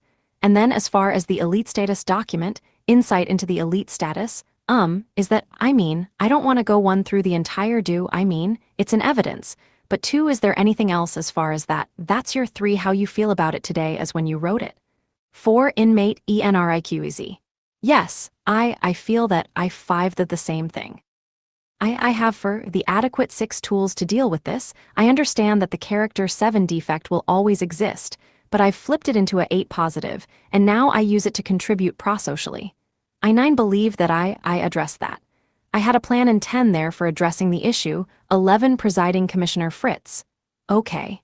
Inmate ENRIQZ, as well. Presiding Commissioner Fritz, all right. Anything else? Deputy Commissioner DESAI. Nothing I can think of at this point. Presiding Commissioner Fritz. Okay. Anything else you want to add to the record before I'm going to hand it over to the District Attorney's Office. Inmate ENRIQZ. No. Presiding Commissioner Fritz. No, all right. Any questions from the District Attorney's Office? Deputy District Attorney Turner. No, I actually have no questions. Thank you. Presiding Commissioner Fritz. Okay. Any questions from for your client? Attorney SHPPRD. Yeah, I have a few. Presiding Commissioner Fritz. Okay. Attorney SHPPARD. First off, just to clarify, because the governor said Mr. Enriquez blames the gang for his own choices, so I just wanted to ask you straight up, do you blame the gang? Inmate ENRIQZ. Absolutely not. I would say to the governor that I now understand what the core issues are. I've never intended to, blame the gang for my own decisions. I'm solely responsible for what occurred, and now that I understand, I've made a nexus between the causative factors and the core issues in my life. I know what drove me, and I'm not in any way, blaming the gang. Rather, my twisted, flawed belief system let me believe that what I was doing was acceptable. It allowed me to perpetuate the crimes that I perpetuated. Attorney SHPPARD. Now, the governor also said that that you gave a truism. Gang members are violent because gangs are violent. Were you violent just because the gang was violent, or did you have your own internal reasons for being so violent? Inmate ENRIQZ. No, my reasons were, 1. Suppressed rage. My rage, it displayed itself 2 in my crimes and the continued perpetuation of violence 3 throughout my life. In fact, all the victims for the Mexican mafia that I victimized, they were also a 5. and even in my country contributions to six the Mexican mafia were symptom of that seven rage. So I was able to exhibit that rage in my crimes. 8 Attorney SHEPPARD. Now, throughout this hearing, 9 we haven't really talked about rage so much as about 10 self-esteem, seeking attention, and the desire for 11 control, and you've talked about you had core issues 12 that led to defects that led to criminality. Where, in 13 your eyes, do you see rage being a part of that? 14 continuum. 15 inmate Enriquez. Right next to low 16 self-esteem.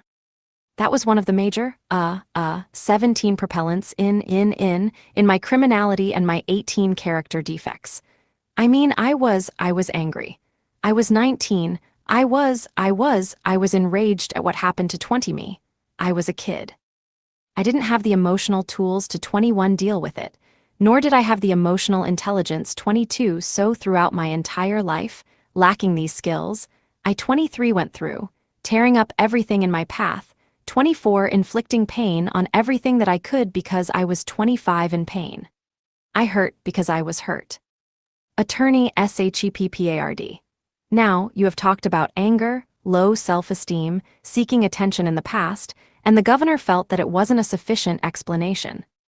Do you think that the new information that you've provided about your childhood, kind of it wasn't so idyllic as you once presented, do you think that that changes, the analysis when it comes to looking at these character defects? Inmate Enriquez. I believe that the governor and his staff will now see this as it truly is, that was the motivating factors for my criminality, for my character defects, for everything that I've done in my life, and no, by no means is that, an excuse.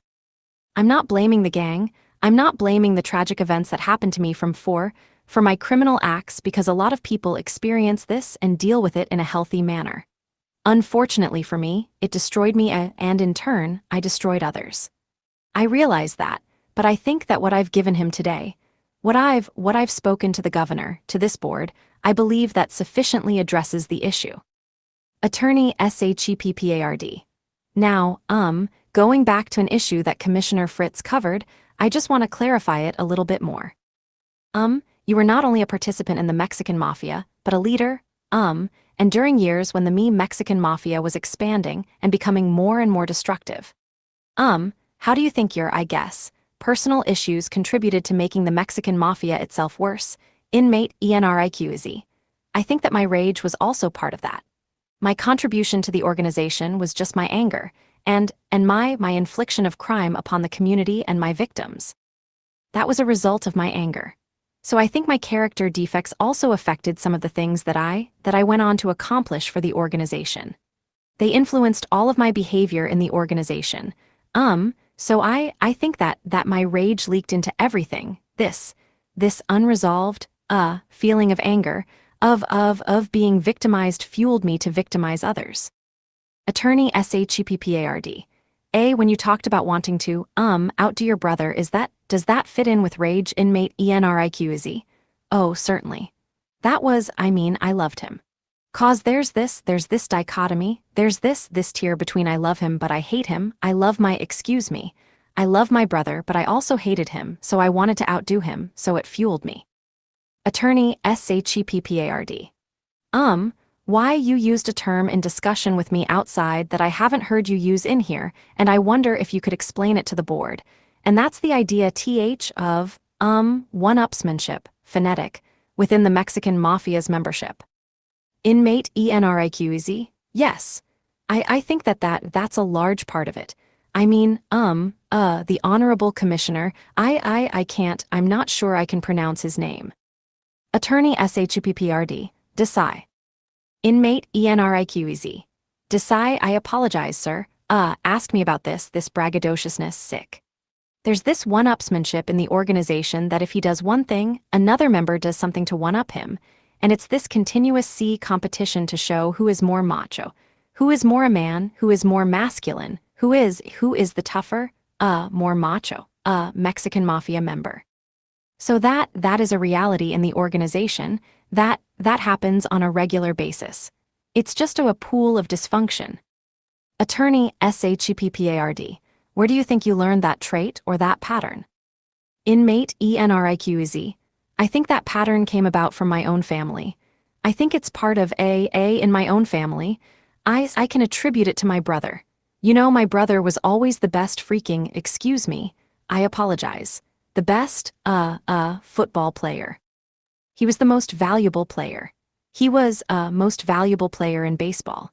He was, the golden child in my family. He got every car he asked for, and when it came to me, I got none of it, so I got that from him, and I've included that in my insight reports. He was always the blessed one, and I was like the middle child, that didn't receive that. So I think that one-upsmanship, I saw that through my brother, that he was a brilliant guy. Attorney Shepard, you also talked about trying to prove that you were macho. Do you think that there was a cultural aspect to this? Inmate Enriquez. Oh, certainly. I mean, in the Hispanic culture, you don't admit that you were sexually abused, you don't talk bad about your family, you don't talk particularly about your parents. And you don't admit that somebody violated you. Why you're a tough guy and you want to show how tough you really are, so I did that the best way I knew how, through violence. Attorney Shepard. Do you think keeping this secret so long affected the course of your life? Inmate Enriquez. Yes, I do. I think it not only ruined my life, but it ruined so many other lives as well. Attorney Shepard. That's all my questions. Inmate Enriquez. Thank you. Presiding Commissioner Fritz. Okay, thank you. Closing statement from the District Attorney's Office. Deputy District Attorney Turner. Inaudible. If I can have just one moment, please. Presiding Commissioner Fritz. Certainly. 2 definitions. Definition 1, recidivism. A person's relapse into criminal behavior, often after the person undergoes punishment for a crime. Definition 2, FAD, Forensic Assessment Division Psychologist. Deputy District Attorney Turner. It's apparent inmate's extremely articulate, and his recent behavior in custody is exemplary, and I commend him for acknowledging and talking about what the governor wants. He used that phrase many times. However, it would be our position that more work needs to be done to show that he's not only addressing what the governor wants, but to demonstrate that he has internalized these insights, and that these insights have actually significantly reduced the risk he poses to society if released from prison. He repeatedly used words indicating that his recently revealed sexual and physical abuse was a core issue to his commitment and role in gangs and the Mexican mafia, yet he not one inaudible, honest about this core issue, at least to this board, until very recently. Clearly, he needs a 3 significant amount of additional time to fully explore 4 and develop adequate insight to minimize the risk that 5 that core issue may create in free society. It took 24 years in custody before he began to address that 7 issue while in custody, or at least, again, before the 8 board. And I think more time is needed to process and 9 deal with these issues that, again, he repeatedly 10 described as core issues that contributed to his being 11 involved in gangs and violence that accompanied, his 12 association with gangs. He talked about the 113 upsmanship. He's recently talked about the 114 upsmanship he had with his brother, and I think that's 15 consistent with, Doctor it was Robinson's, 16 observation about his elite recognition with the gang, 17 to his elite recognition with law enforcement, and even 18 his recognition on the yard recently for acknowledging 19 his sexual abuse victimization, and all of these 20 support, I think, the, narcissistic evaluation for 21, which there's not been sufficient time to, flesh out 22 how this would be satisfied. This need to would be 23 satisfied in free society. Can he really be someone who 24 lives under the radar, despite the potential threats he'd 25 be living without this elite satisfica? Elite 1 status and the accompanied gratification. And I think too this unanswered question has not been addressed or even 3 dealt with sufficiently to remove the concern that he 4 continues to pose an unreasonable danger to society if 5 released from prison. And finally, I think the 6 life crimes for which he's been sentenced are not only 7 horribly violent but also numerous. He's 8 acknowledged he cannot assess the number of people that 9 have been victimized that his hand has played in their 10 victimization. But the nature of the crimes for which 11 he's been sentenced were particularly heinous, cruel, 12 and callous. Giving someone a gun and instructing them 13 to kill someone, Cynthia Galvedon. Repeatedly injecting, 14 Gallegos with heroin, and when that didn't kill him, 15 shooting him repeatedly in the back of the head. And 16 being involved in the repeated stabbing of inaudible, 17 inmate. While his participation and 18 assistance with law enforcement has proven to be 19 helpful, he did also personally gain clear benefits from 20 that, and advantages from that role. However, I 21 think as victim Galvedon's daughter, Rana Phonetic, 22 said at the last hearing in February 2016, Cooperation 23 does not forgive sins, and for the reasons stated above, 24 the people are strongly opposed to inmates' release on 25 parole at this time, and I submit it. 1 Presiding Commissioner Fritz. Thank you, Ms. 2 Turner. Closing statement. 3 Attorney SHEPPARD. Thank you. First of all, I think it's interesting that this District Attorney 5 says the people are opposed to Mr. Enriquez's release 6, when obviously, she doesn't represent all of the 7 state of California's people, and a large number of 8 other district attorneys' offices and law enforcement 9 offices and government officials who also 10 represent the people, have a different position, and 11 do support his release. Certainly Cooperation does 12 not forgive sins, and Mr. Enriquez has been forgiven by 13 his God, but he's not even asked for forgiveness, 14 from his victims because he has no right to 15 ask that of them. But the panel's decision is not 16 based on forgiveness. The panel's decision is based on 17 current dangerousness or lack thereof, and his 18 cooperation. That's why his cooperation has become a 19 relevant issue. Because of that level of that 20 cooperation, many law enforcement officials as 21 well as prior boards have completed that he's 22 aptly demonstrated. That he's changed, that 23 he's not only no longer the dangerous person he once 24 was, but that he's doing everything in his power to undo 25 and prevent further damage. Because of his past 1 actions, to a degree that we seldom see. So 2 again, it's not the cooperation. Doesn't mean he 3 deserves release, but the cooperation demonstrates that 4 he's no longer a danger. I want to address a few 5 factors. First, some of the simple factors that 6 favor suitability. First of all, his age, 55 years 7 reduces the probability of recidivism, reduces the 8 likelihood of any symptoms of anything like a 9 antisocial personality disorder being an issue again. 10 statistics tell us that the symptoms of that 11 are known to drop off after the age of 40, and that 12 correlates perfectly with what we see in Mr. Enriquez's 13 case. He turned 40 15 years ago, and 15 years ago 14 was when he began to cooperate with law enforcement. 15 so, those symptoms, that callousness, and 16 antisocial rejection of society's values, certainly 17 dropped off in correlation with his maturity. I 18 want to point out Dr. Robinson herself, not in this 19 evaluation, but in a different evaluation, once wrote, 20 developmental arrest accompanies severe drug abuse. 21 therefore, it is not surprising when an inmate's conduct 22 does not improve substantially until he's clean and 23 sober for an extended period of time.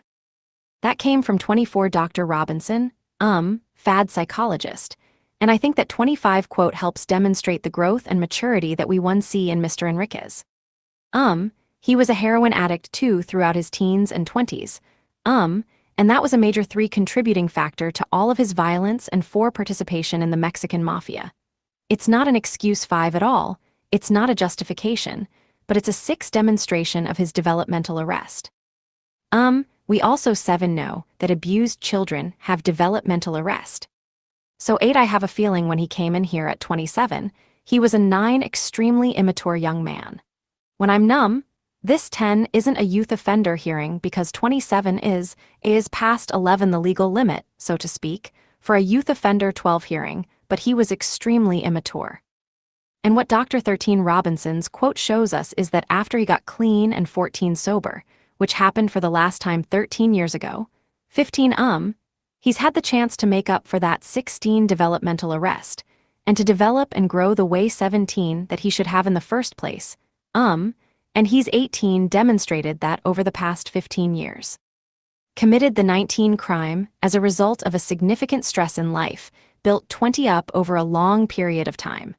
That's a suitability 21 factor in the code, and I think that's a new factor 22 that we have this time around.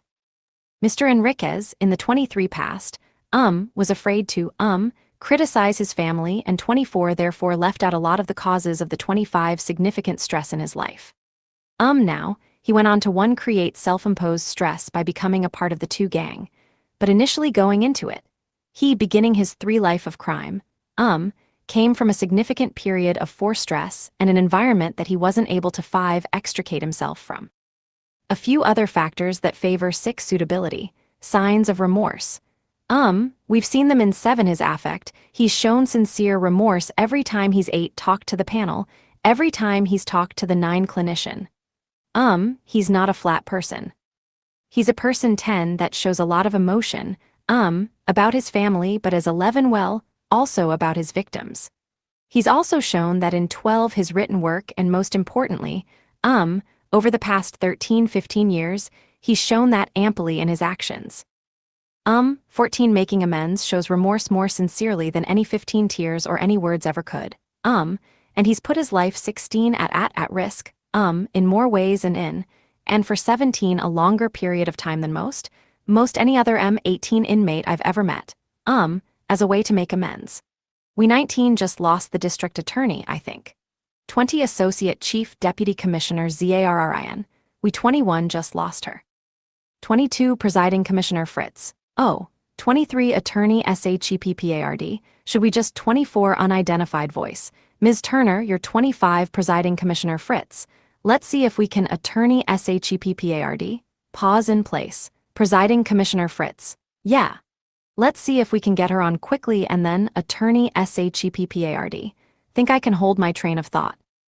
Unidentified Voice, I'll try calling her right now. Presiding Commissioner Fritz, okay. Inmate Enriquez, can I use the restroom real quick? Deputy Commissioner DESAI, sure. Presiding Commissioner Fritz, oh okay. Then yeah.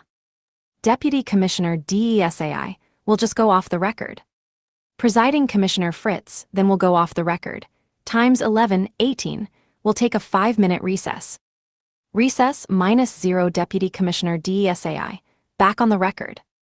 Presiding Commissioner Fritz, okay, back on the record. Times 11:26 a.m. All parties that were present prior to the recess are present now. We do have the district attorney back on. Is that right? Can you hear us? Deputy District Attorney Turner, yes, I hear you, thank you. Presiding Commissioner Fritz, all right. And I believe you were in the middle of your closing statements, right? Attorney SHEPPARD, thank you. Yes, I'll try to pick up my train of thought. So I had just talked about signs of remorse as a suitability factor. Next suitability factor would be his acceptance of responsibility. I don't think there's been any doubt over the last several hearings, that he's accepted full responsibility not just for the life crimes, but for all of the impacts of his involvement in gang activity and the violence and criminality that went along with it. And you can see that also in his written work, where he talks about the impact, on all of those variety of victims. Next is institutional behavior. He's had a good disciplinary record since 2004. And before that many years, without any physical violence, but his last relapse was in 2004.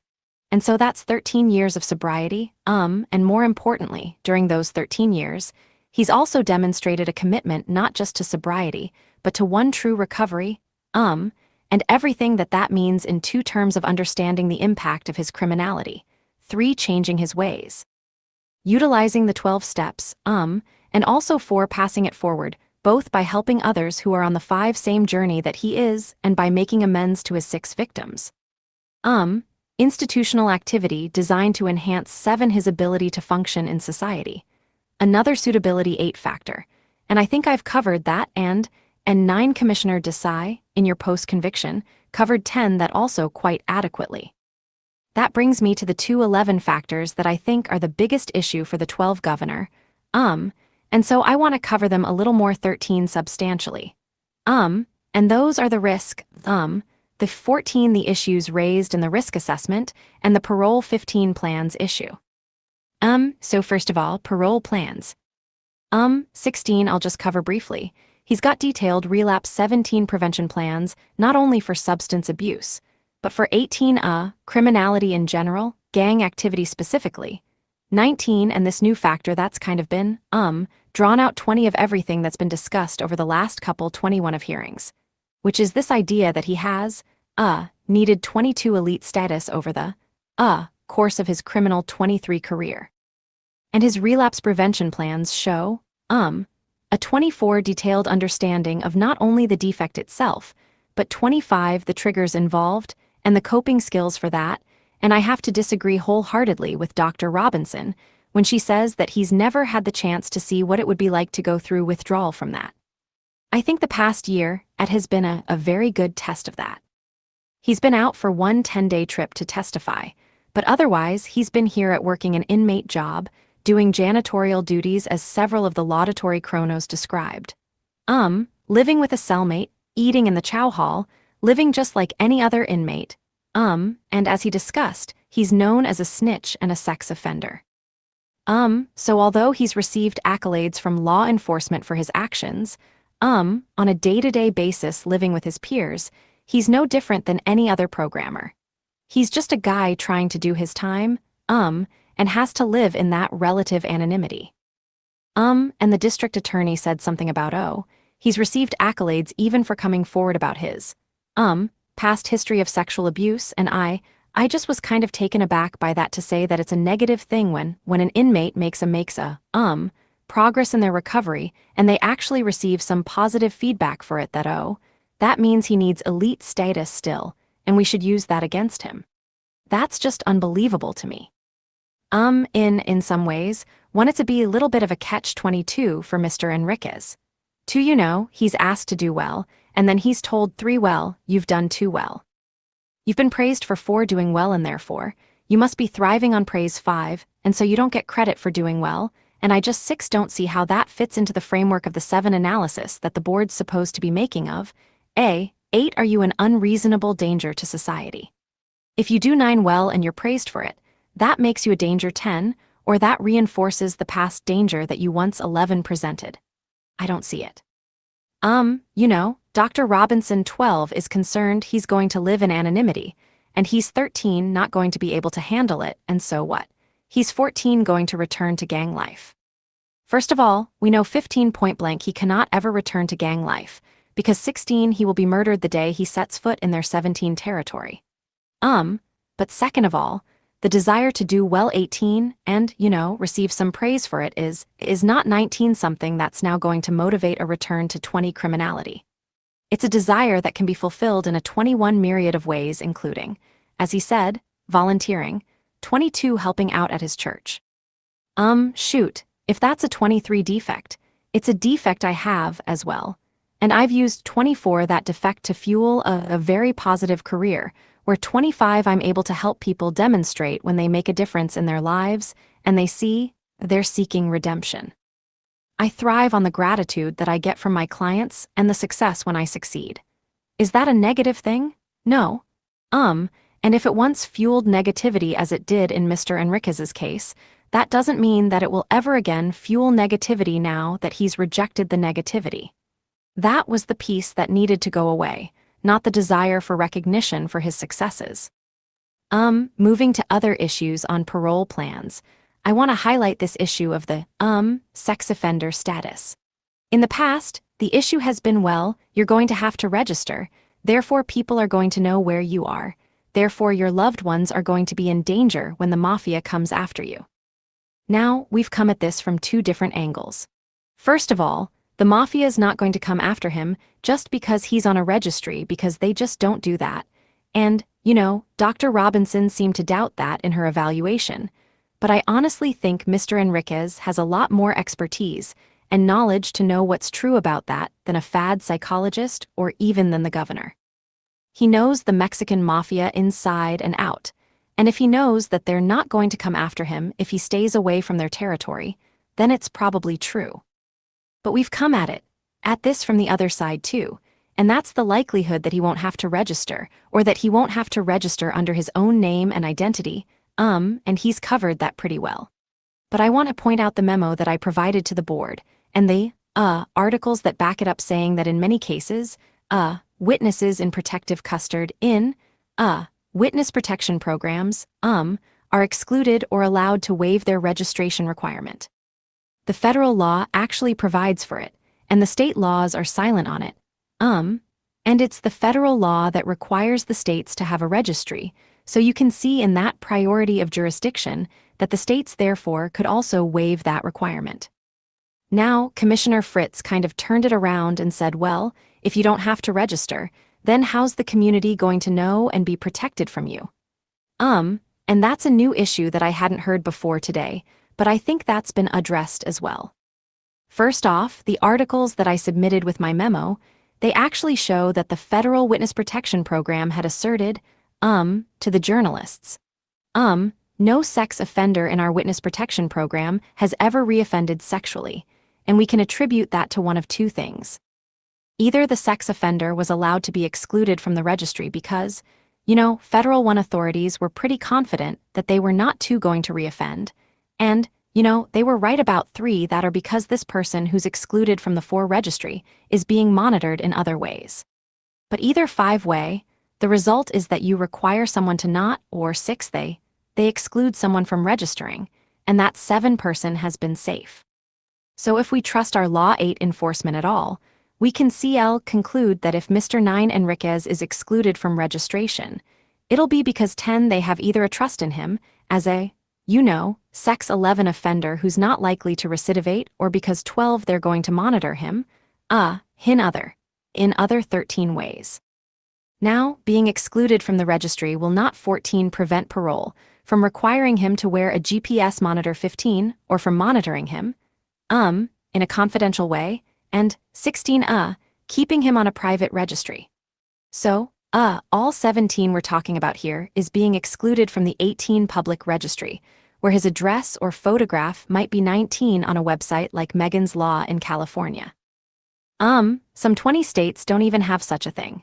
Other states, as 21 Mr. Enriquez described, have a tiered registry, where 22 someone whose offense is very old can petition to be 23 removed from the registration requirements altogether.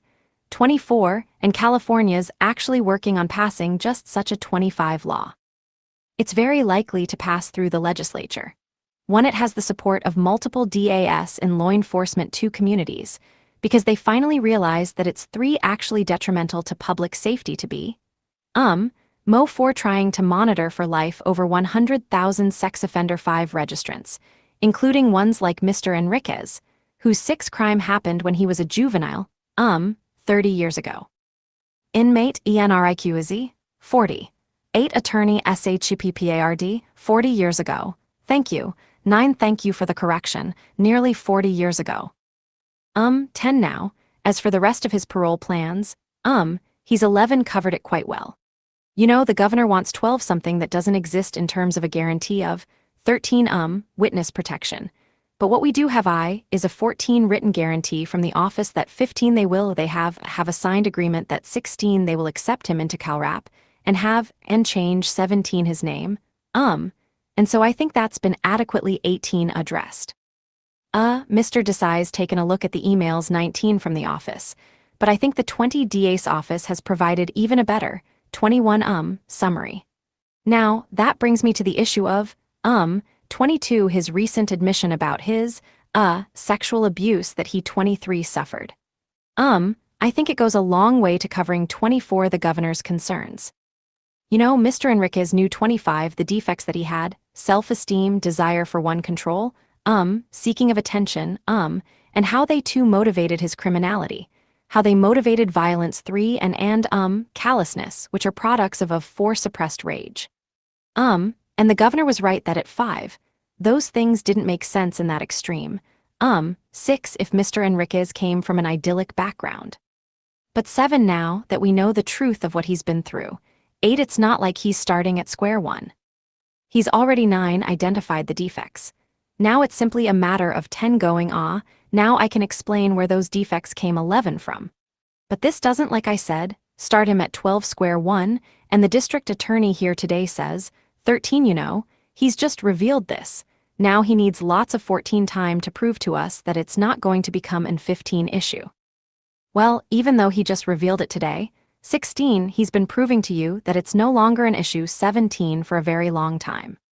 Over the past 13 years, he's 18 proven to you that this issue does not keep him from 19 changing, that this issue has not kept him from 20 developing the coping skills to stay sober, stay out of 21 trouble, and stay on a pro-social path.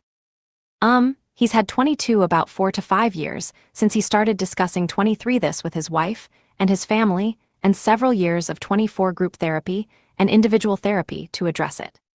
25 now, like he said, abuse can be a lifelong one thing that needs to be addressed in therapy. But the two question is, does it make him an unreasonable risk of 3 danger? And that's where you've got to look at his 4 behavior over the years. Finally on that, I wanted 5 to point out there is published case law in Ray Elkins 6, phonetic, that says, there is no minimum time 7 requirement. Acceptance of responsibility works in 8 favor of release, no matter how long-standing or recent at 9 is, so long as it is genuine. Now that's talking 10 about the crime, but at the same time, any gains are 11 considered to be in favor of suitability, no matter how 12 recent, if they're genuine, and that's what we have 13 today. Okay. That brings me to the risk assessment.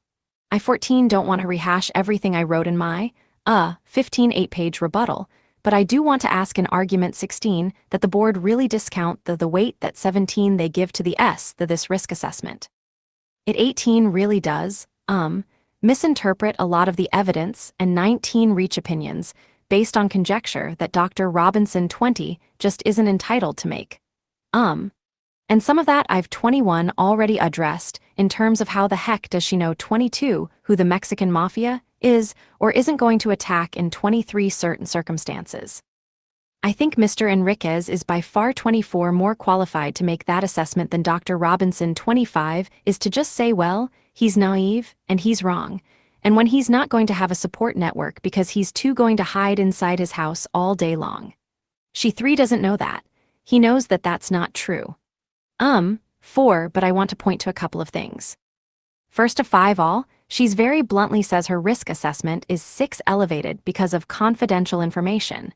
New 7 confidential information, but we've received a 8 disclosure memo. I'm sure the board has received it too. 9 it just came out this past week. And then the board 10 has also received several new and recent. Laud 11 chronos from IGI here at, and what we can 12 see when we look at those chronos, and we compare to the 13 disclosure memos, is that there's absolutely nothing new 14 of any relevance. Everything in his confidential file 15 either describes positive behavior in the sense that it 16 describes, his cooperation with law enforcement, or 17 it describes old and irrelevant information because it's 18 it's simply redundant. It's more people debriefing 19 and saying, yeah, I know that, Boxer from Amet 20 was a guy who did all kinds of bad things back in the 21 days. So I'm not sure what Dr. Robinson thinks is so 22 relevant about this confidential information, but 23 everything revealed in the disclosure memo and the 24 recent chronos, tells us she's wrong to use this 25 information to elevate his risk level. Only other one thing I want to highlight about my rebuttal is, the 2 static 99.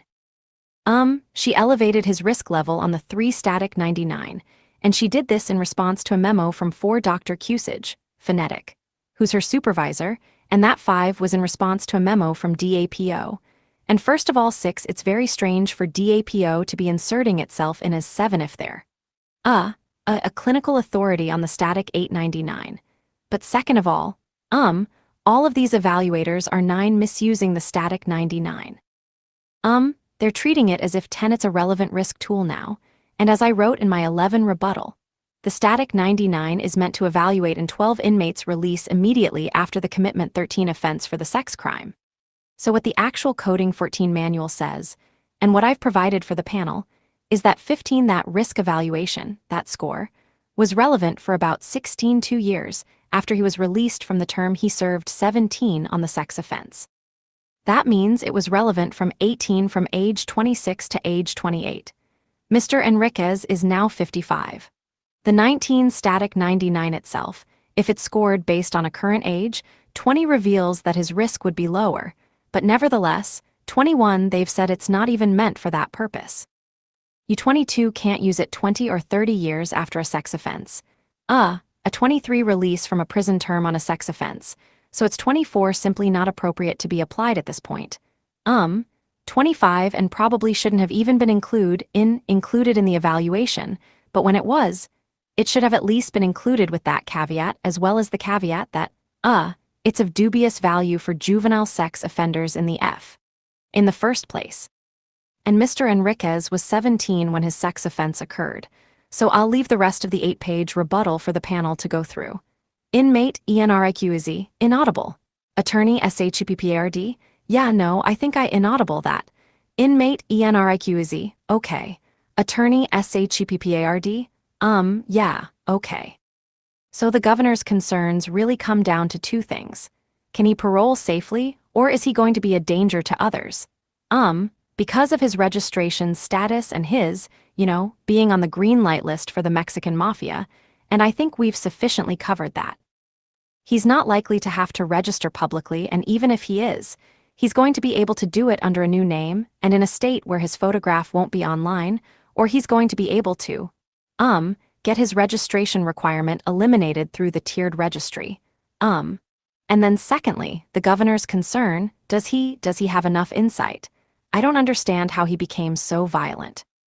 And by finally becoming fully transparent about his background and what he went through that caused him to develop such extreme low self-esteem and resultant, anger and rage and need for control and status. I think we finally addressed the governor's needs. So hopefully not only will this panel grant, Mr. Enriquez's parole for the second time, but when the governor reviews it, and please review the portfolio that we've submitted, including all of Mr. Enriquez's detailed work on insight and relapse prevention, that the governor will finally approve it as well. Thank you. Presiding Commissioner Fritz, thank you. 2 definitions. Definition 1, stale, no longer new or fresh. Definition 2, a shortening of the word abreast, as in abreast of the situation. Closing statement. Inmate Enriquez. Yes, ma'am. First, I want to apologize to all of the individuals in this room today. I forever altered the lives of the Galvedon family and the Gallegos families. I understand that asking for forgiveness is too much, but each day I pray that their surviving family members of the Galvedon and the Gallegos family will find peace. Additionally, I'd like to apologize to all the victims that suffered as a result of the Mexican mafia. I realize there are so many that they can't even be counted, but today I sit before you, a man that understands the monster that he was. 28 years ago, I was fueled by rage. My mind was held by drugs, which is by no means an excuse, but I'm no longer the man that was insensitive, callous, self-centered, immature, driven by an overinflated ego and a sense of self-importance. Today, I'm a man who's discovered his core issues, who's done intense work. I've given back to the community in an attempt to make amends. Everything I've done for the past 15 years is to try to show this board that I've learned, and I know what I've done is wrong. Nothing I say can minimize my responsibility.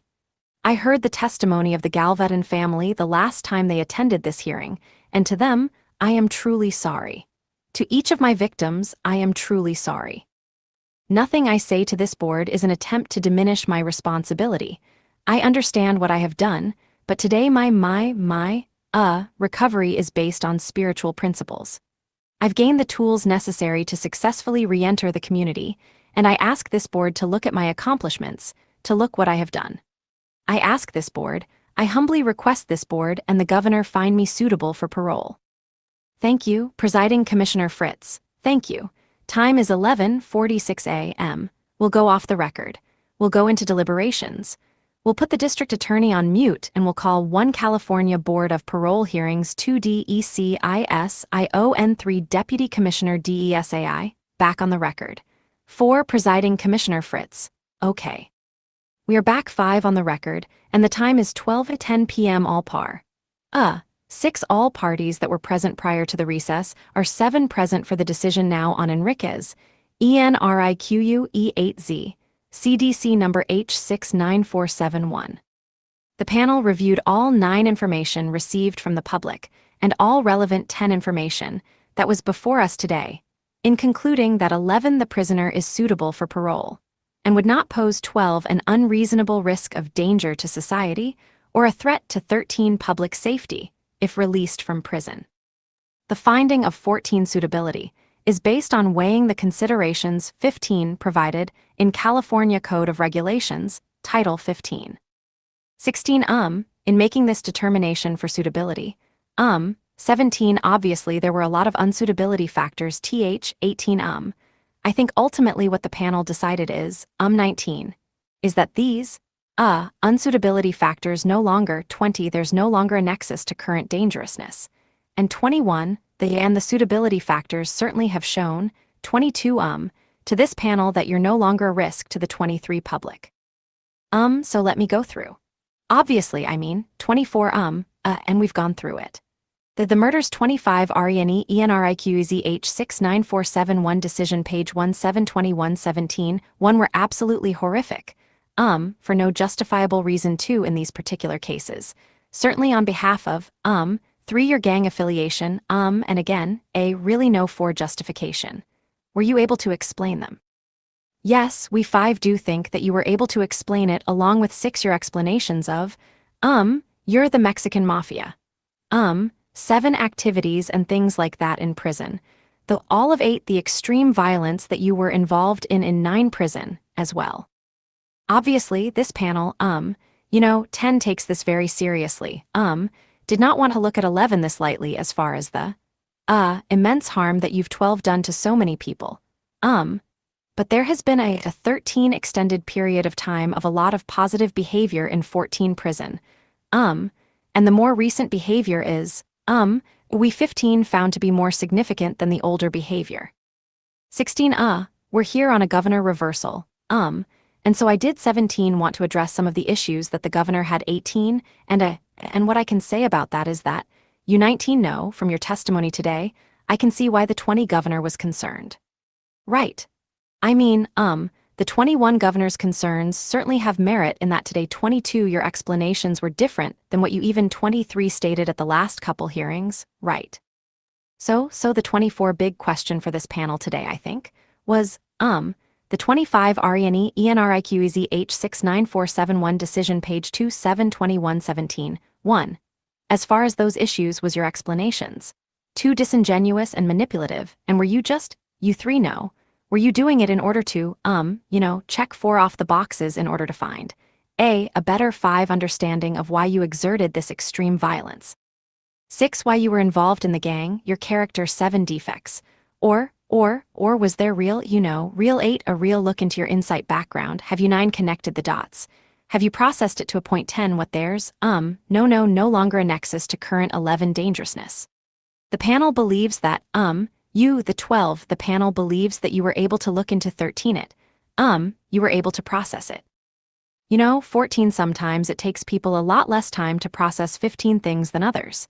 I wish that weren't the case. 16, and that you were able to articulate it, and it's 17, and it made sense to the panel. In these particular 18 situations, we know that people don't come forward with 19 these things for a long period of time for 20 a variety of reasons, which you were able to explain. 21 so we thought your explanations were credible, we 22 thought that, you were being sincere as far as the 23 background information, the abuse that was going on 24 with your family, but I do see why. How 25 Rene Enriquez H69471 decision page 372117. 1 other people could see it as very manipulative and 2 disingenuous, and my comment to that is at this point, 3 and obviously I think that the clinicians saw it 4 in that way, to a certain extent, is that even if 5 that were the case, even if you were if 6 you, it had either just come to light, or you hadn't 7 processed it completely, or it was a manipulation. 8 wrapped around this type of narcissistic traits that you 9 have, I think looking at it from that perspective. 10 we would even still think that there still is no nexus 11 to current dangerousness at this point. So taking 12 it from that point of view, even though that may 13 not necessarily be this panel's point of view. The 14 fact of the matter is, given the very, unique 15 circumstances, of your prison stay, what's been 16 going on in your prison stay, if you look at this from 17 an altruistic standpoint, or from a selfish 18 standpoint. I think that the panel 19 believes that we just don't see that. When 20 upon release, that you would be getting yourself into 21 any situation that would cause yourself harm or any 22 or your family harm, and that's the bottom 23 line. And I do think it's a very unique situation that 24 doesn't come up in most of these hearings. That can't be 25 Rene Enriquez H69471 decision page 472117 overlooked, and definitely has to be considered W2 when going through this particular case. So 3 the bottom line for that is, I think the 4 concerns of the governor, were warranted. 5 obviously, I think you, even agreed to that. 6, I think they've been addressed at this 7 hearing. If people don't think they've been 8 addressed, this panel believes, though, even 9 that were the circumstances that there's still no nexus 10 based on the unique circumstances of this case as 11 far as any current dangerousness. As far as your 12 parole plans are concerned, again, I 13 think the, clinician, the governor had issues with 14 your parole plans. I don't think there's anything WR 15 I don't believe looking at that there's 16 anything that is completely 100% CR concrete 17 about your parole plans. You've done the best that you 18 can do. I do think that you've put a lot 19 of thought into it. Over and over and over again. 20 the issues with the confidential information. 21 as to why the why your risk assessment was 22 elevated, I believe has to do with the issues in 23, the confidential that could lead to issues as far as 24 your parole plans are concerned.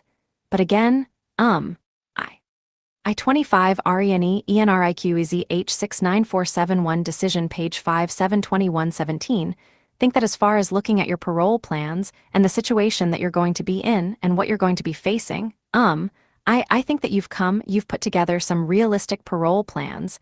Inmate Enriquez. Thank you. Presiding Commissioner Fritz. In given all the circumstances that you have. And that was the conclusion that the panel came up with. As far as your parole plans are concerned, you've gone for many, many years without any problems in prison. We do believe that not only I think that you did show, sincere remorse, at this hearing, that, other people I don't think in the hearing room can really see, the behavioral cues and things like that when asking you questions about, but I think you've shown it in your behavior. You've, as I stated, I do think that regardless of your motivations, the things that you have done in order to help victims, help law enforcement and things like that, I think that behavior does show, remorse, and signs of remorse. I think that your behavior while in prison has shown it. I think that the extended period of time of, good behavior shows it. I believe that some of the one information in the confidential supports that, and 2 so, there, and let me say, the confidential is, 3 I is quite long. I think 4 there's ill memos just from 2017 alone. And 5 it's, there's a lot to go through. Some of 6 it's very disturbing and it is very concerning, but it's 7 stale, and so we did take that into consideration 8 when we were looking at it, and the more recent 9 information that we saw, I think went, is 10 the information that we saw in the confidential. 11 lent itself to, the more objective point of view at 12, as going through positive programming and 13 rehabilitation versus, the reverse of that. So 14 that was the conclusion that this panel, came up 15 with when reviewing the confidential, but we 16 didn't find anything there that would relate to any 17 current dangerousness. We looked at the risk 18 assessment. We did take into 19 consideration. I understand the 20 concerns of the clinician. Why, TH21, those narcissistic traits do come out. It comes out, 22 when speaking with you and but I do think 23 that your explanation of being able to 24 understand that. Your character defects sometimes 25 Rene, Enriquez H69471 decision page 772117. 1 don't just go away. They're just dealt with in a 2 different manner, and sometimes you are able to turn them 3 into more positives. I think is actually more sophisticated than what most people come up with, 5 inmates and otherwise. Right. That you're able to 6 accept the fact that you have these type of 7 characteristics, that you're able to connect it back, 8, and that you have been able, and I think you've shown 9 through your behavior, again, whether it be motivated, 10 by, altruistic reasons or selfish reasons, 11 but you have been able to turn it into positives. And as 12 we see people with the same types of characteristics, 13 notably with politicians, CEOs, and attorneys that have 14 the same types of characteristics that have been able to 15 use them in positive ways. And that's really what we 16 want to see. We want to see rehabilitation, but we also 17 want to see the fact that people have an understanding 18 of who they are, not necessarily being able to 19 completely alleviate themselves from the people that 20 they are, but to able to turn negatives into positives 21. And I think that you were able to explain that to the 22 panel today. That maybe you hadn't been able to 23 explain, previously. But I think that 24 coupled with the fact that, your discussions of some 25 Rene Enriquez H69471 decision page 872117, one of the new Ray revelations at least to the panel, 2 really, connected the dots as far as putting the 3 whole story together as far as to where you got to where 4 you were, and where you are today, and this panel 5 felt satisfied with it, and we did think that you, 6 adequately processed it.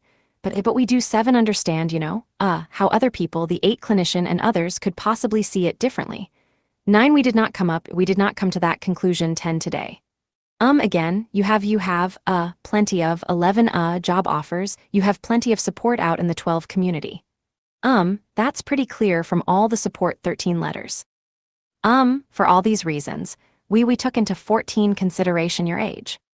We did find the static 99 to be 15 a concern because of the above average rating, but 16 again. We also took into consideration that A, 17 your current age W, which again, also with the 18 static 99 reduces it as well as the index offense, and 19 the other offenses were when you were a minor, and as a 20 young adult, when you were involved in those, and 21 there hasn't been a pattern since. Which their 22 easily could be in prison. And so we came to a 23 different conclusion. As far as, believing that 24 there was at this point some connection or nexus to 25 Rene Enriquez H69471 decision page 972117, current dangerousness based on this. On the, static 99.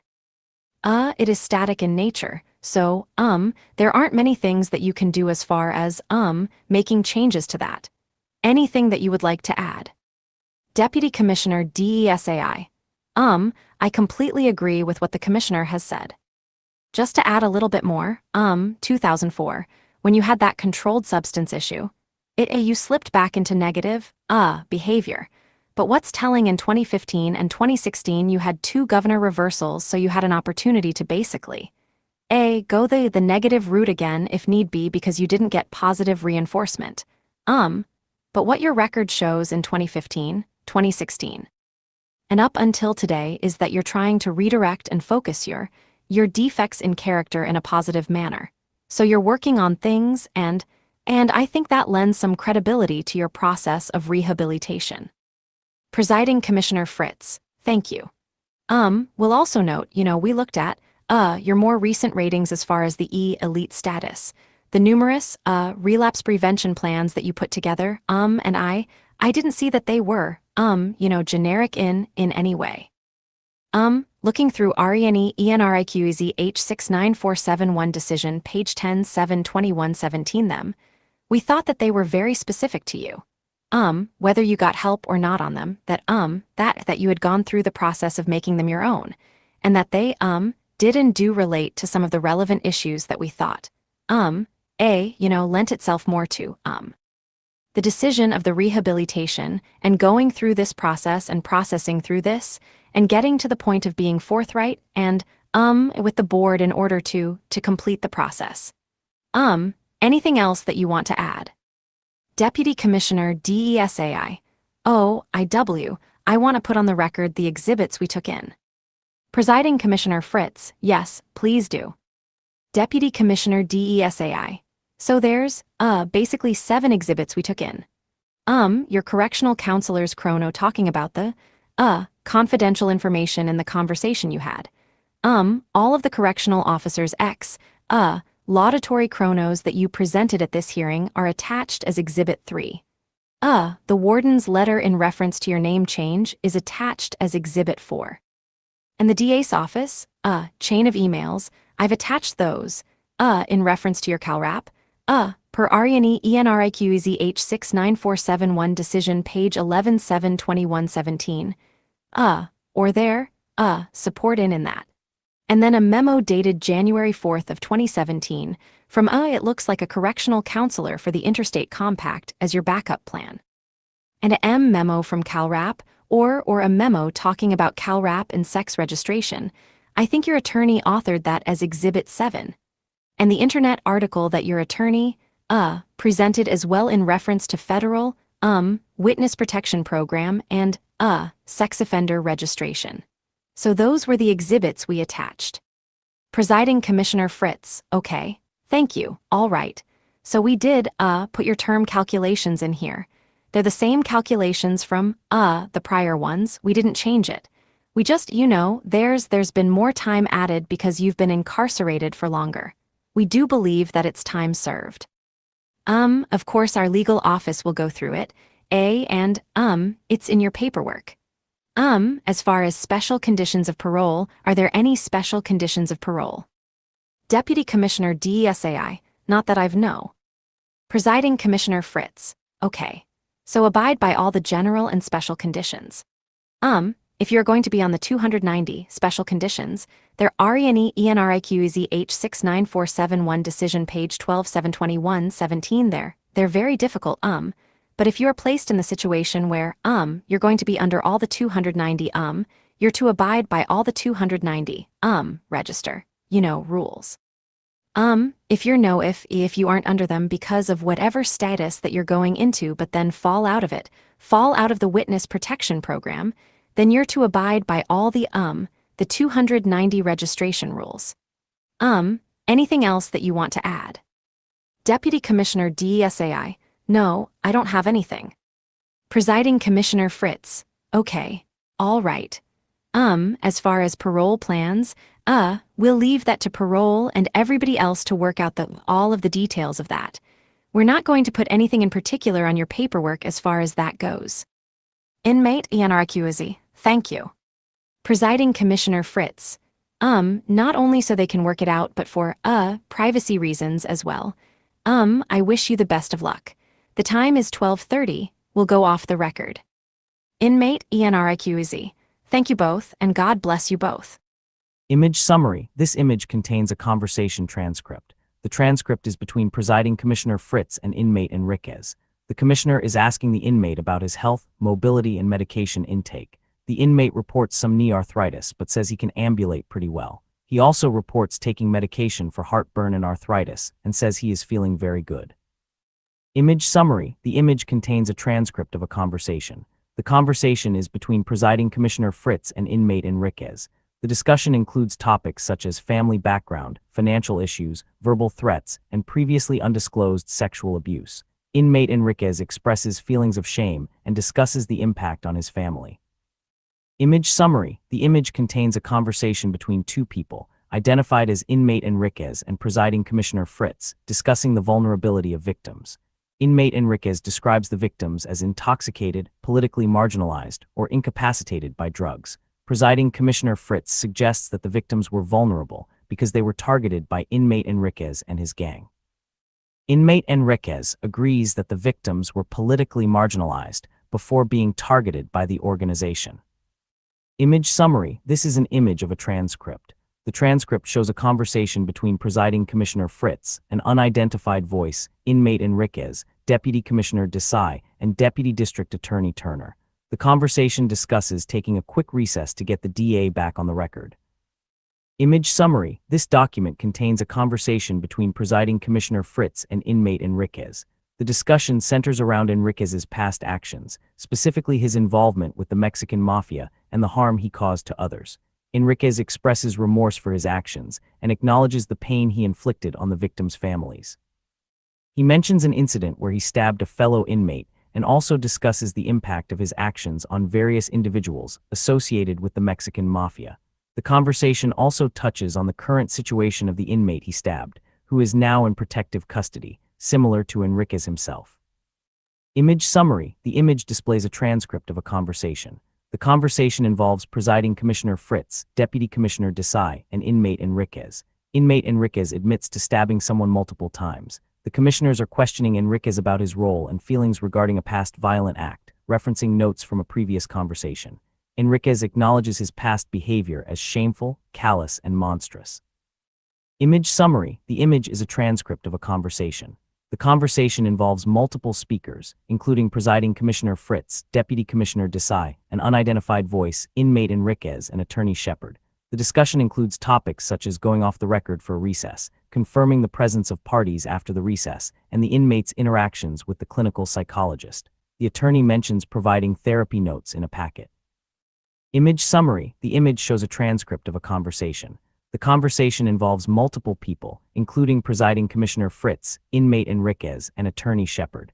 The discussion revolves around letters submitted, issues addressed, and the involvement of psychologists. There seems to be some confusion or clarification needed regarding the specific documents being referenced. Image summary. The image presents a transcript of a conversation. The conversation involves multiple speakers discussing various topics related to an inmate's case. The discussion touches upon documents, confirmations from agencies like the CDC regarding interstate compact possibilities, and the inmate's attempt to change their name. Additionally, the conversation covers the risk assessment, including factors such as substance abuse history and personality disorders.